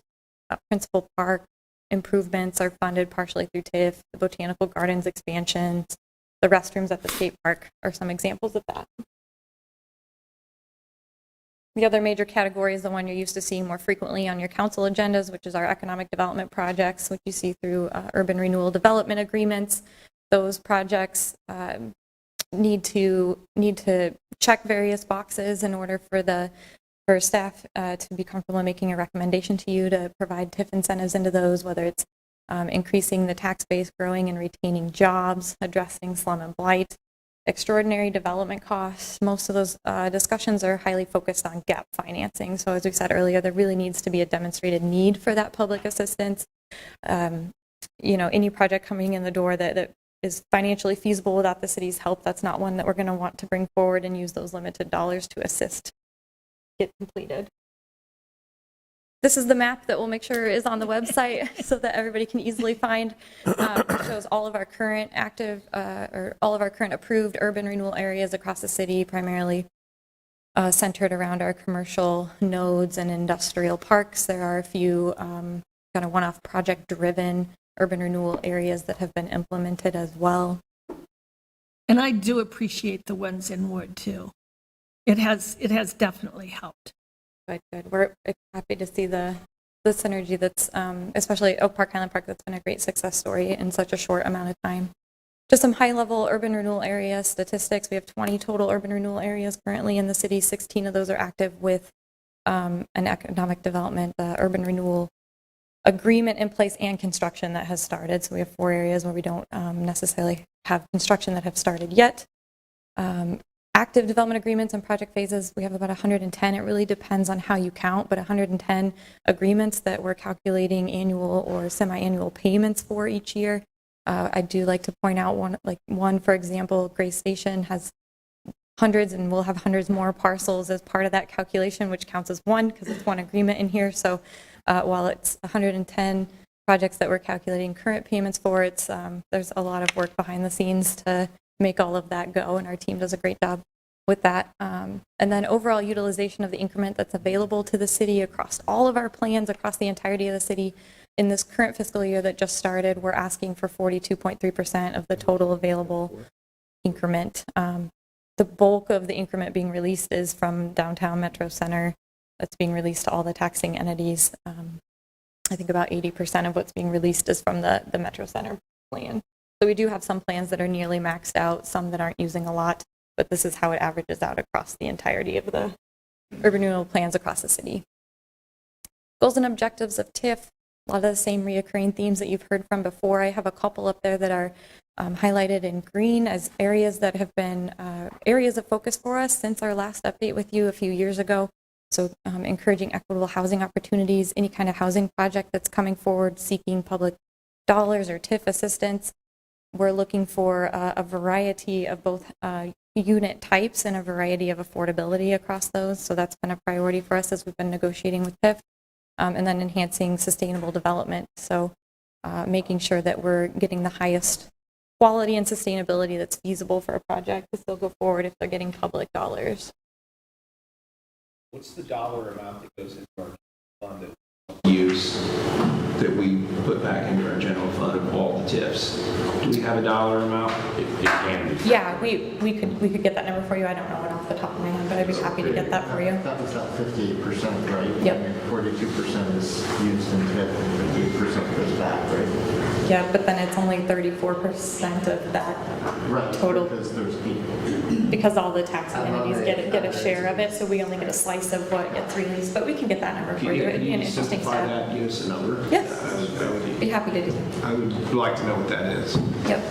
TIF best practices, just making sure any project receiving public dollars is following good public policy criteria, that it's meeting the goals and objectives of the plan and of the city council. TIF assistance at or below 15%. This is a general kind of gut check internal policy for our team.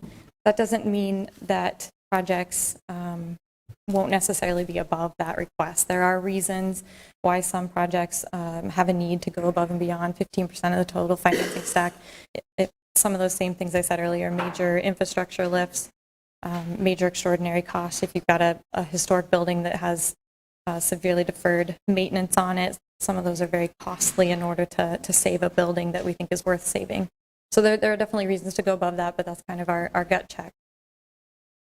Project generated is our preferred structure. So most of our deals that we bring to the council, you'll see in the financial impact statement that it says a project generated schedule. What that means is that we're rebating back portions of the taxes over time as that growth in taxes comes online, rather than a lump sum amount up front or any kind of forgivable loan up front.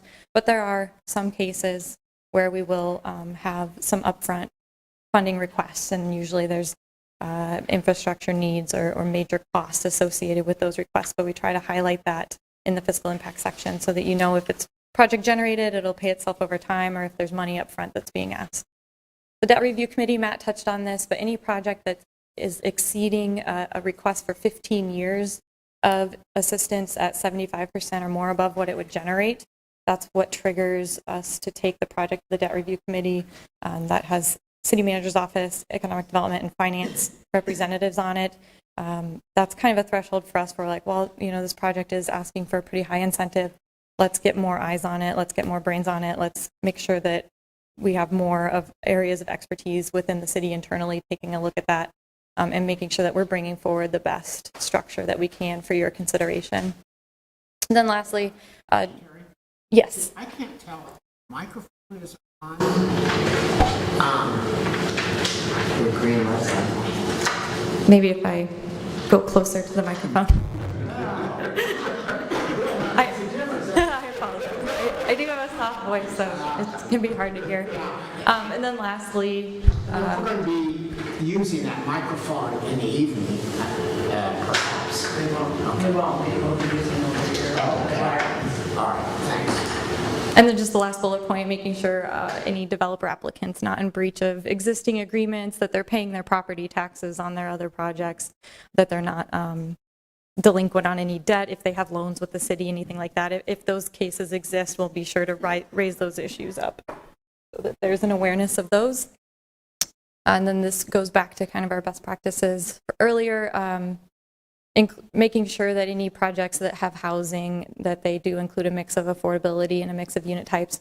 On the sustainability side specifically, what we've been doing is having projects comply or sign up for the Mid-American Energy Commercial New Construction Program, and making sure that they're exceeding applicable energy codes and or sustainability requirements. So we've seen some really interesting partnerships over the last couple of years, partnerships with DART. We have a project doing solar, and then we've had several projects that were able to, at the point in time when we were entering into the agreement, give us specifics on if they could exceed energy code by 10 to 20%. That can be difficult depending on how far along a project is in designing their project. They may not have those specifics at the time that we're entering into a development agreement, but those are areas that we've been really focused on, making sure that projects getting incentives are definitely hitting those two best practice areas. And are we at a point where we could start specifying, for example, we've been targeting a 10% affordability, but we don't always specify is that 80% AMI, is it 60%? Are we at a point where we can start specifying so that we set up that expectation up front so that projects are designed to meet that rather than negotiating on the back end? Because I think it's easier for projects to meet it if we just set a very clear expectation. Yeah. And same on the efficiency side.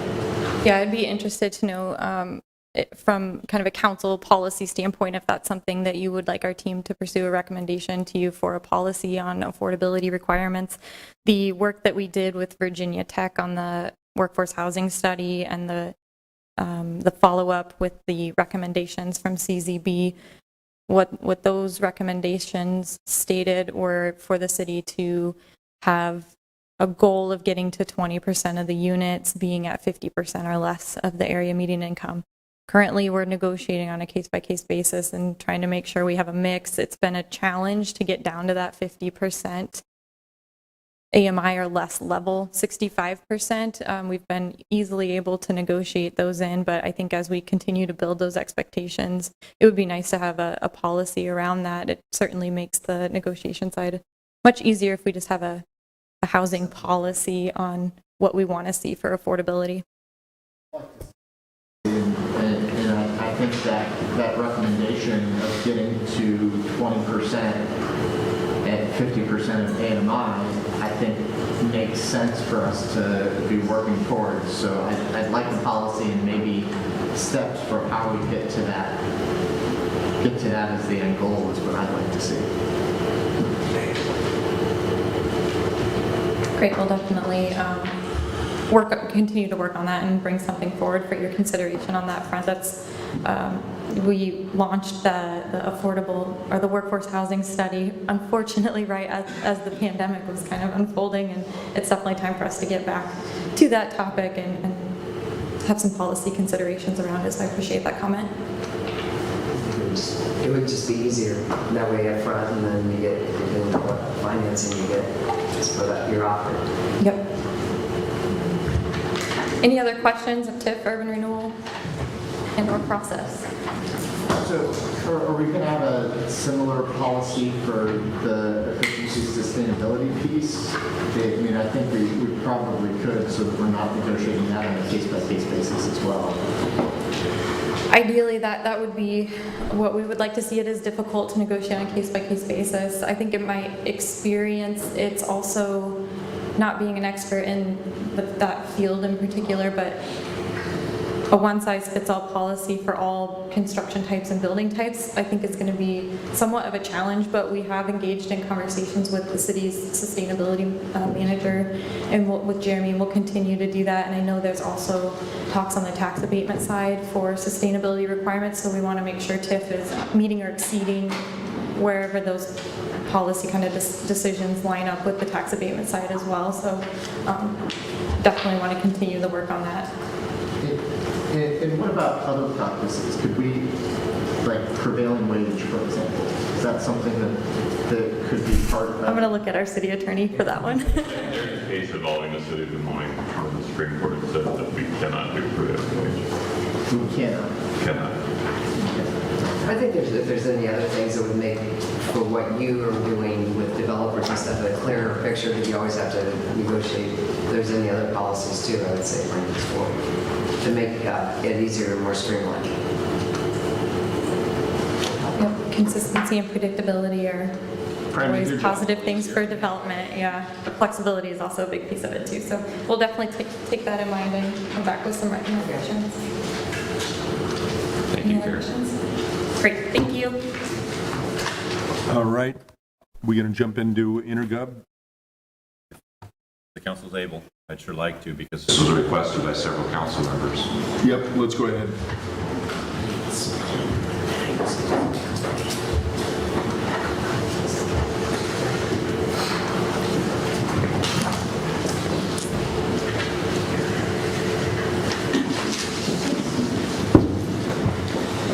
Good morning. Good morning. Mayor and City Council. I'll step to the microphone as we go forward. Intergov, the permitting and licensing software replacement, is now live. So it is now live and operating. We wanted to give you an update on some of the pieces of that, however.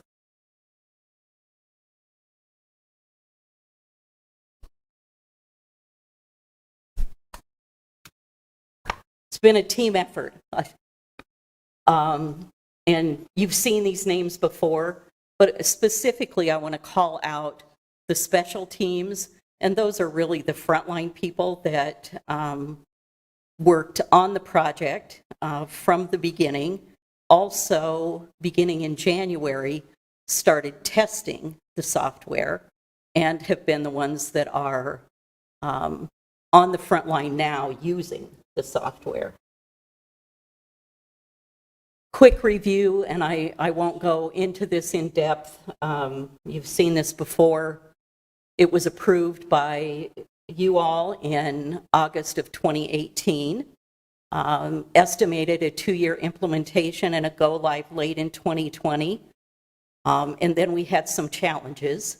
COVID, a major security incident, and so the go live got pushed to June 2021. The project goals were to replace Tidemark, which was an outdated system, end of life, to improve convenience and efficiency for staff, to offer customer self-service, and streamline transactions and reviews, as well as increase mobility from field to office.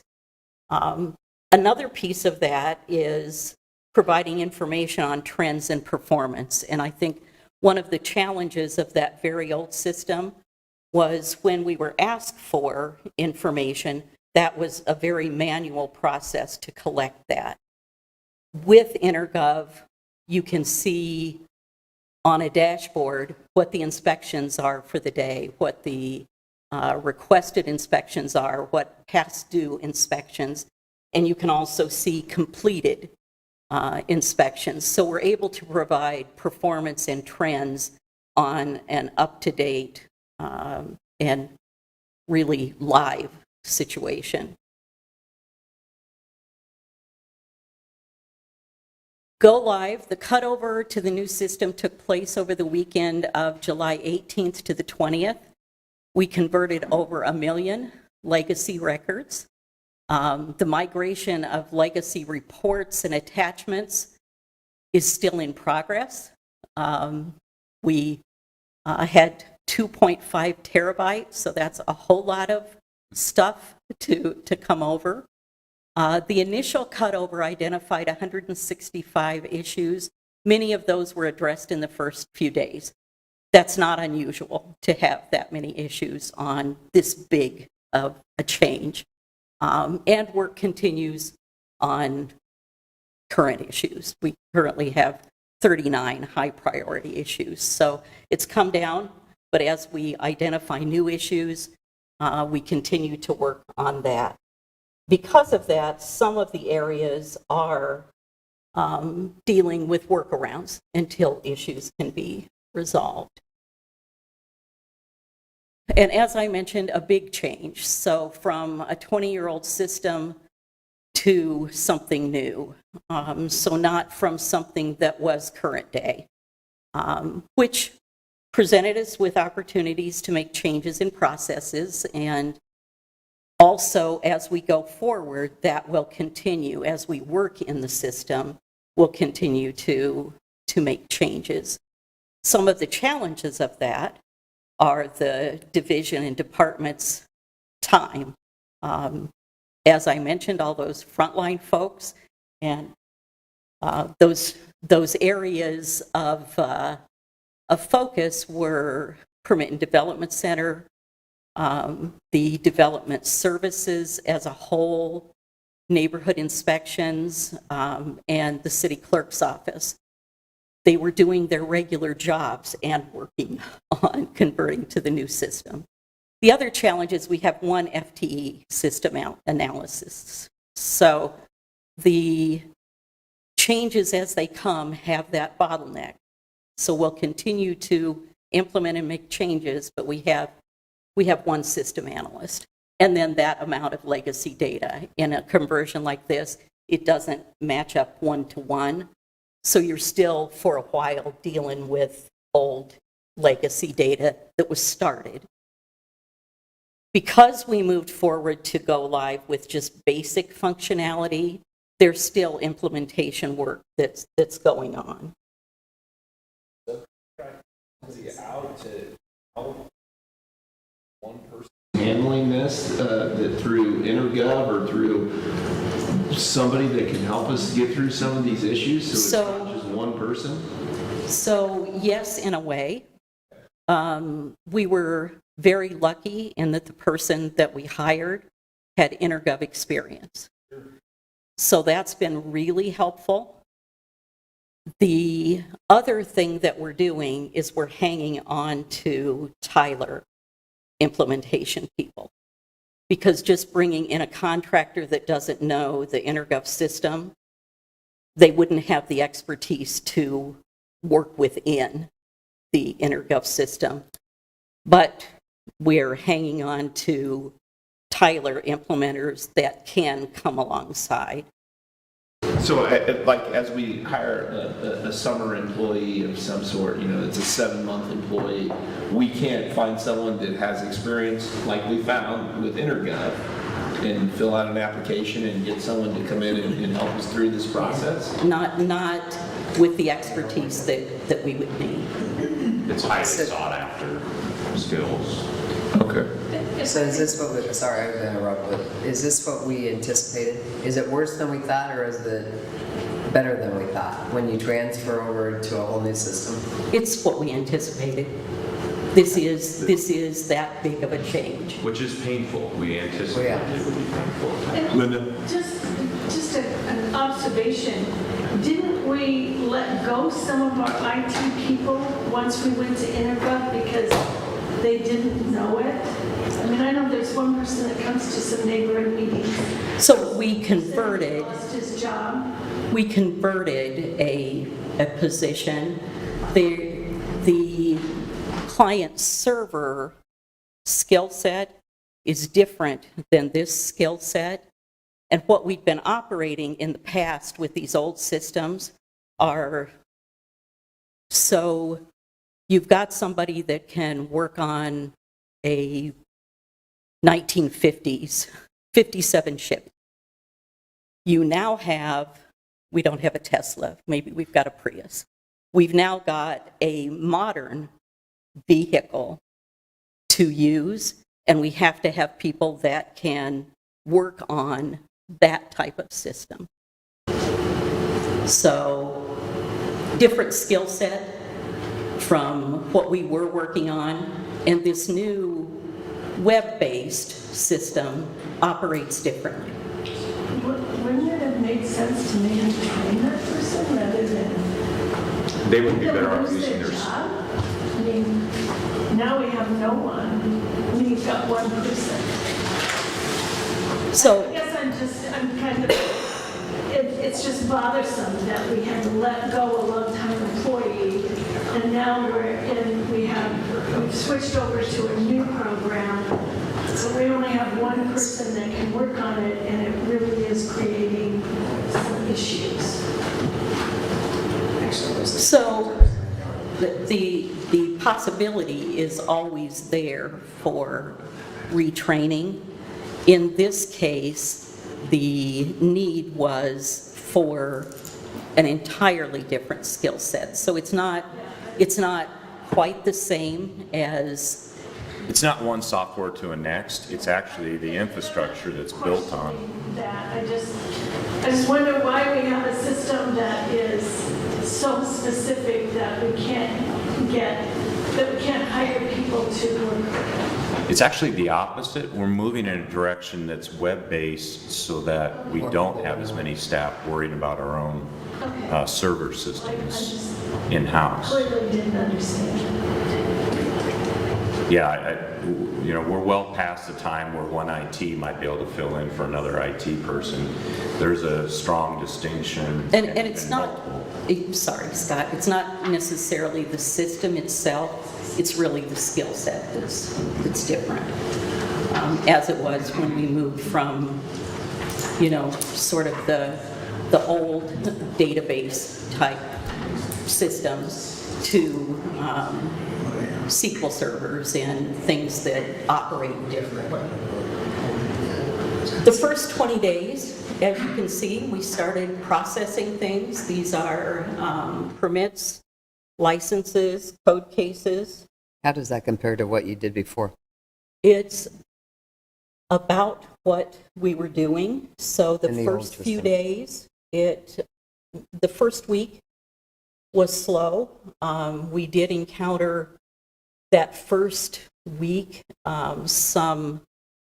we encountered a bug actually in the system and had to do a very quick upgrade. So the first few days were slow. After that, as you can see, it picks up.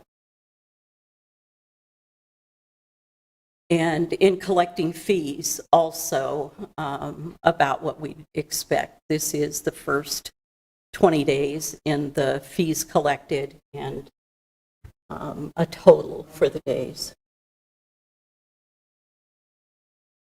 Tried the first few days and got frustrated and dropped out and didn't complete like a building permit or any other permits that... I don't believe so. Cody, do we? We don't. Did you track those? What we did find is All the waste paper bid. what we did find is when we shut off the system that previous Wednesday, we left our previous application forms live. So applications continued to accumulate while the system was being converted. And then once we went live, all of our staff started plugging in all of those old type applications. And then we shut off the old applications when the new system came live, and then started directing new applicants to the system to apply through the new application software. So that's some of the numbers that you see that spike, that initial spike.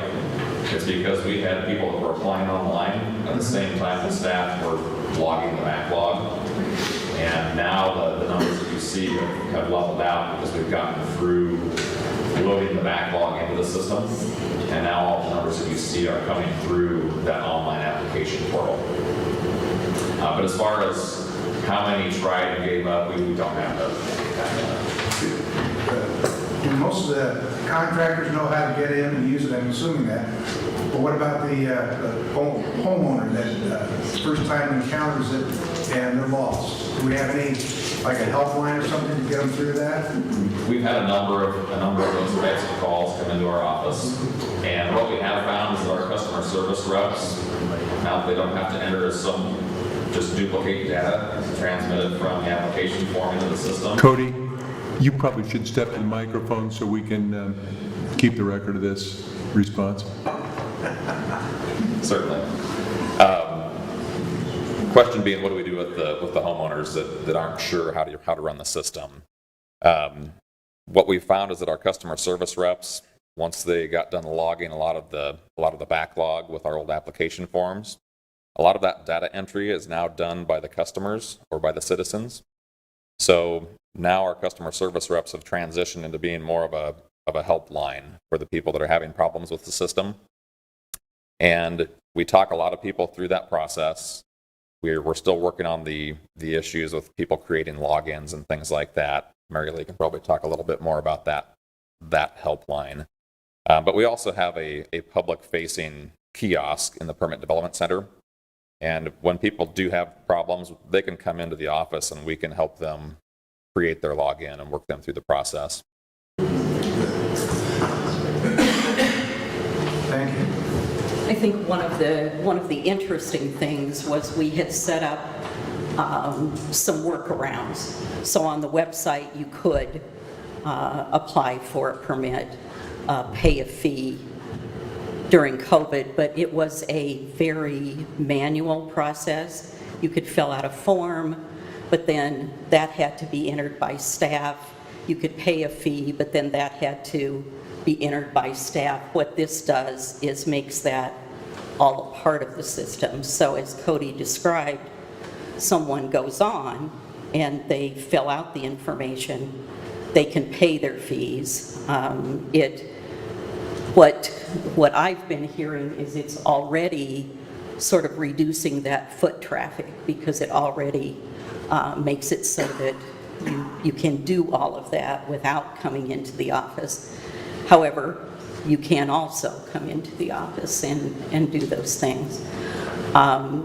We did develop a help document on how to sign up for an account. We also are working on some additional help documents, but what we're hearing is it's pretty easy. Once you get your account created, it's pretty easy to go in and it's clear what to do. We did have one problem with somebody trying to apply for a permit that we couldn't figure out why on earth it didn't work. Well, they were trying to apply for a permit in Des Moines, Washington. So the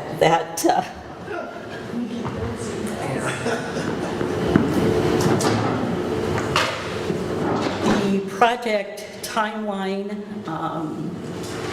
you can see there, and Linda, that Councilmember Westergaard, that addresses a little bit of your question.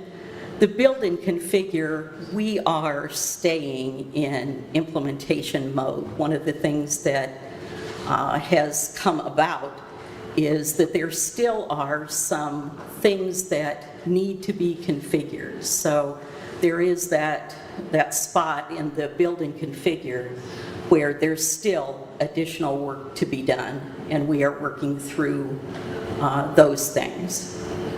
The production cutover has happened, but we continue to work on not only issues, but improvements.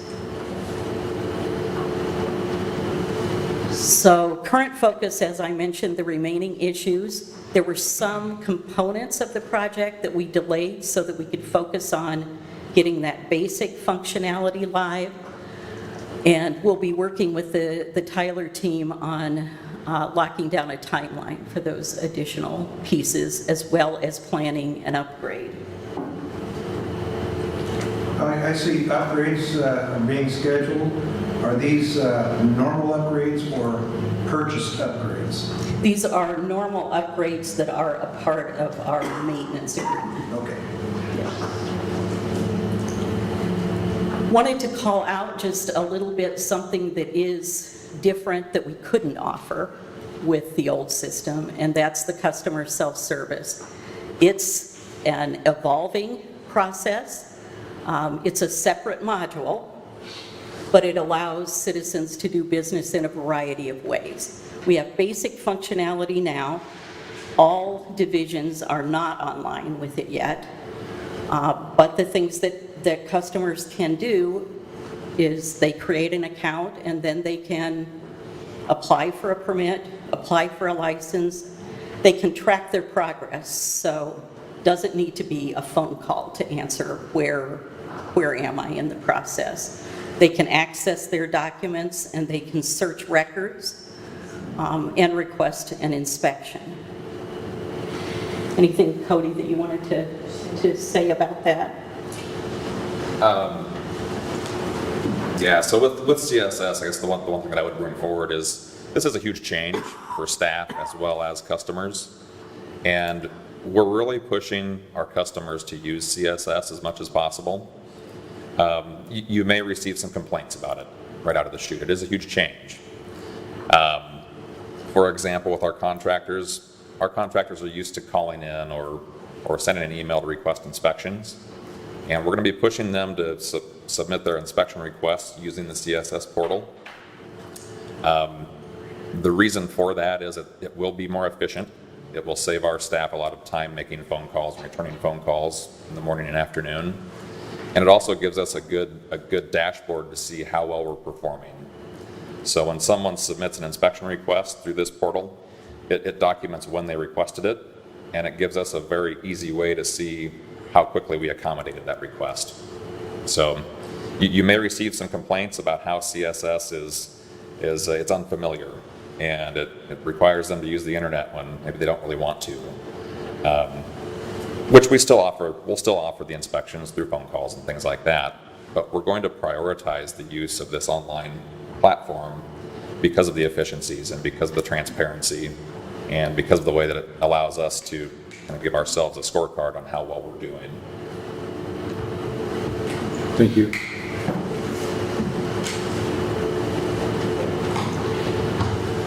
So what's next?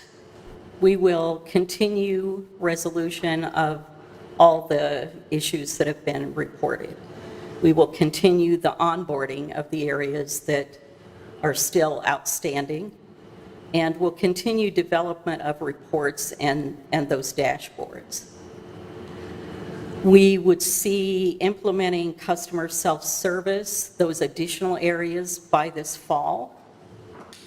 The upgrades to Intergov and the Tyler software include some server upgrades, and that would need to be done by the end of 2021. And then the implementation of 311, which we did separate as part of the project, and that would be to be determined on the implementation of that. Questions? I've heard from on inspections that it's difficult, it's more difficult as far as trying to get caught up. The process isn't as friendly as maybe it could have been. Is that one of the areas you guys are working on? As far as the staff side?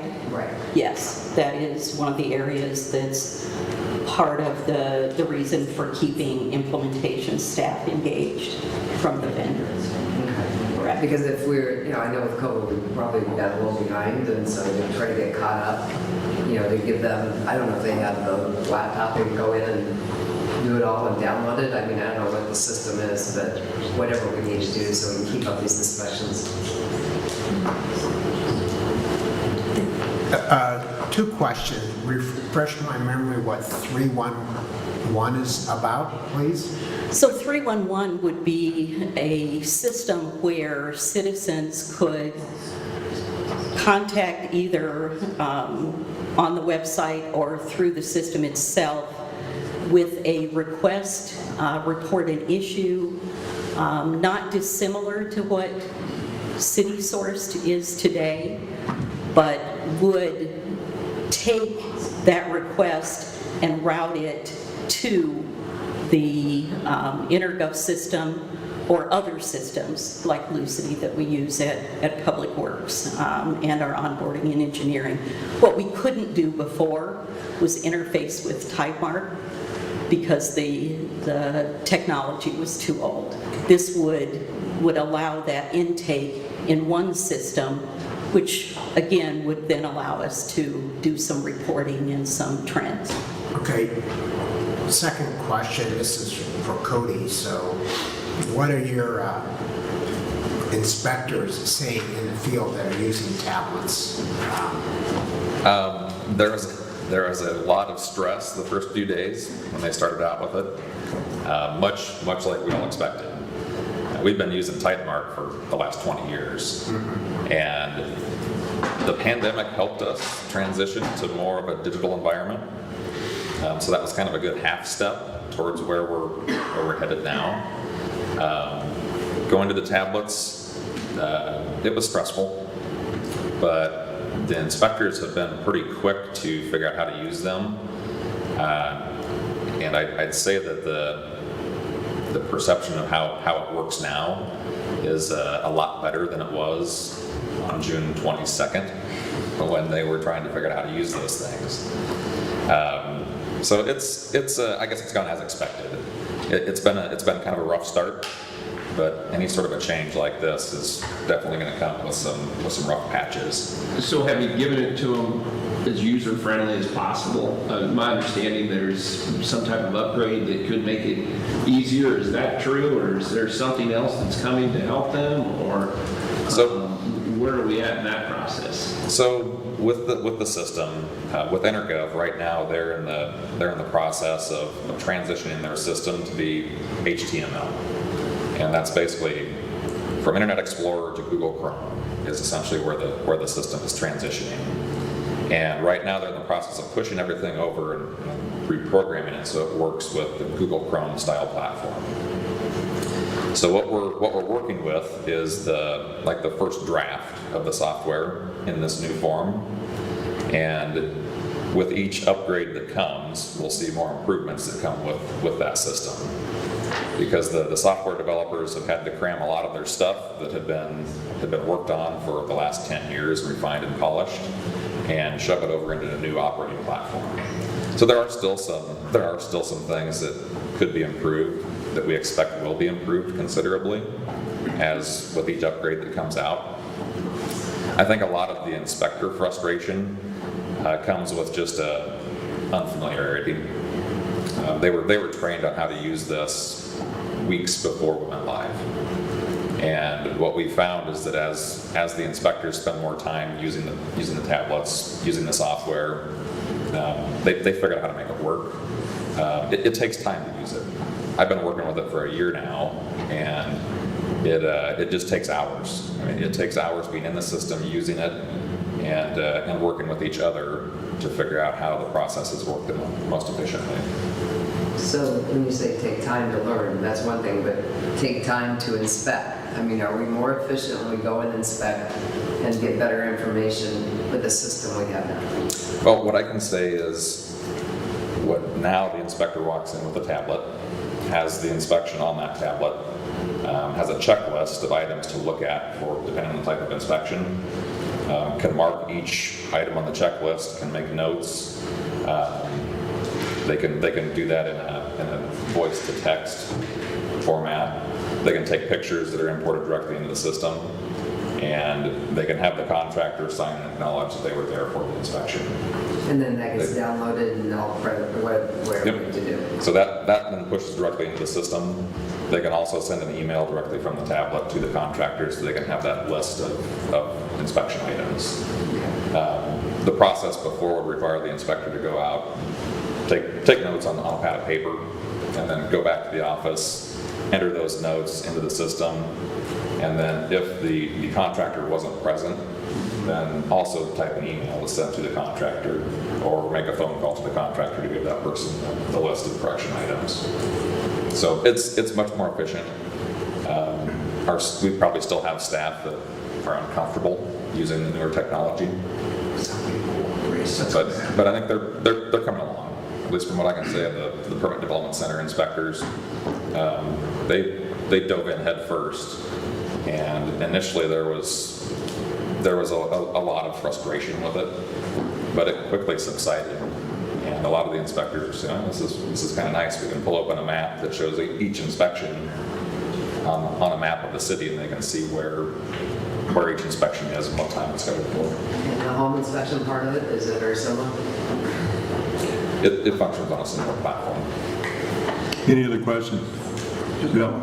I saw you had dashboard and reports.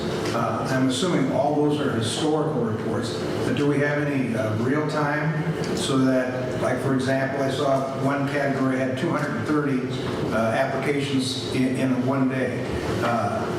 Do we have the capability of real time seeing that, somebody looking at it, and being able to fill in customer service at peak times? Yep, we See do. you nodding head, so I'm thinking we're going in the right direction here. Yep, there's a number of dashboards that are available with the system, which is a very good management tool. We can see how many inspections are requested for the day for each division. We can see how many are scheduled, how many are completed. Now, with Mary Lee talked about the millions of records that were converted. We have a little bit of overlap, a little bit of cleanup to do with that, because a lot of those older records are kind of cluttering up some of those dashboards. So some portions of the dashboards are still a little messy. Those are some of the things that we're working on refining right now. So, is it the same for rental inspectors too? They're obviously using this. Are we seeing the number of inspections going down? Are we staying in about the same what we were inspecting? I mean, is it speeding up the process? Is it working for rental inspections? I'd have to have some of their staff weigh in on that. Okay. What I can say is that I think the rental inspections have faced a few more difficulties. I think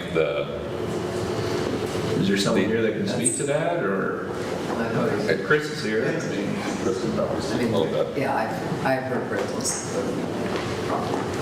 What we noticed when we were having the system built is that we had, between PDC and NID, we had more staff time dedicated to the build out earlier on in the process. And I think that may be why the PDC is having a different level, a different type of experience at this point, where I think the NID staff are maybe a bit behind where the PDC staff were in the build out and warming of the system. But I'll let Chris speak. Chris Johansson, Neighborhood Service Director. As kind of talked about in the presentation, there's a couple areas, some bugs we're still working through. I think one point you were referring to, just to kind of give you some evidence of what they're facing right now, there's, they could see the list of tasks they have to do for the day, but it's kind of hard to sort out, what type of inspections they're doing. So they have to go back into the system to figure out what it is. And that's just something they're going to work through right now. It's nothing that's the way the system works, but that's just one of the things they're facing. There's some notices that they're still sorting through. So it's kind of too early to tell is kind of where we're at. But there's some difficulties we're having, but it's not saying that's the way the system's always going to be. That's just where we're at today with it. Do we have a timeline of when some of the issues will be corrected so they can actually get out and do the inspections that we were hoping in a timely fashion as we purchase this? Where are we at? So on the things that Chris mentioned, We are prioritizing the issues. That's one of the things that's top of the list. That's what we're working on with the Tyler staff and with the inspection staff right now. And the Tyler staff is who we bought Intergov through the software? Is that, you That's keep correct. referring to them? Yeah. I assume that's what it is. So Yep. the Tyler staff is on board. We're paying them a fee to help us kind of get through some of this issue. So I imagine that they have a whole separate support group that can help us through some of these That's things correct. in a timely fashion. So we do kind of have some outside support. It's That- not just one full-time city. We do have this Tyler group that's helping us. Right, Okay, right. well, that's good to know. And there've been challenges there. We've Don't candy coat it for us. I mean, we need to know what's going on because we're the ones getting the The same complaints. staff that they had. I mean, so don't, I mean, Do they have please. staff? So in the last week, we lost 3 people on the Tyler side. Okay. This is something that's happening across the country. Okay. It's in the news. Is that a maintenance fee that we're paying with them? It's a part of the implementation fee that we paid, so we're Okay. not, yeah, So- it's. So they it's- obviously have to get some additional staff to help us. Correct. Or I would hope that we're not going to pay them if they're not doing what they're We supposed have to. we have been withholding payment. Okay. And we have worked up the chain on the Tyler side to make sure that we are getting competent The people that you name. people Okay. that can address specifically those areas where we need help. Our person, in having some experience with the Sure. system already, has been a great help in making sure that we are getting competent people. So it's been challenging, but I also think that holding that implementation phase and making sure that they are focusing on those most immediate needs, like the inspections, will help us get through that. Yeah, because my concern is we were kind of behind probably because of COVID anyway, and if we get another, how many months behind, the frustration for staff and the frustration for, Absolutely. of us that get to hear about rental inspections not getting done. Absolutely. Anything else? All right. All right, thank you for your time. We Thank will. you very much. We will provide updates as things go forward. Scott, any final closing remarks? All right.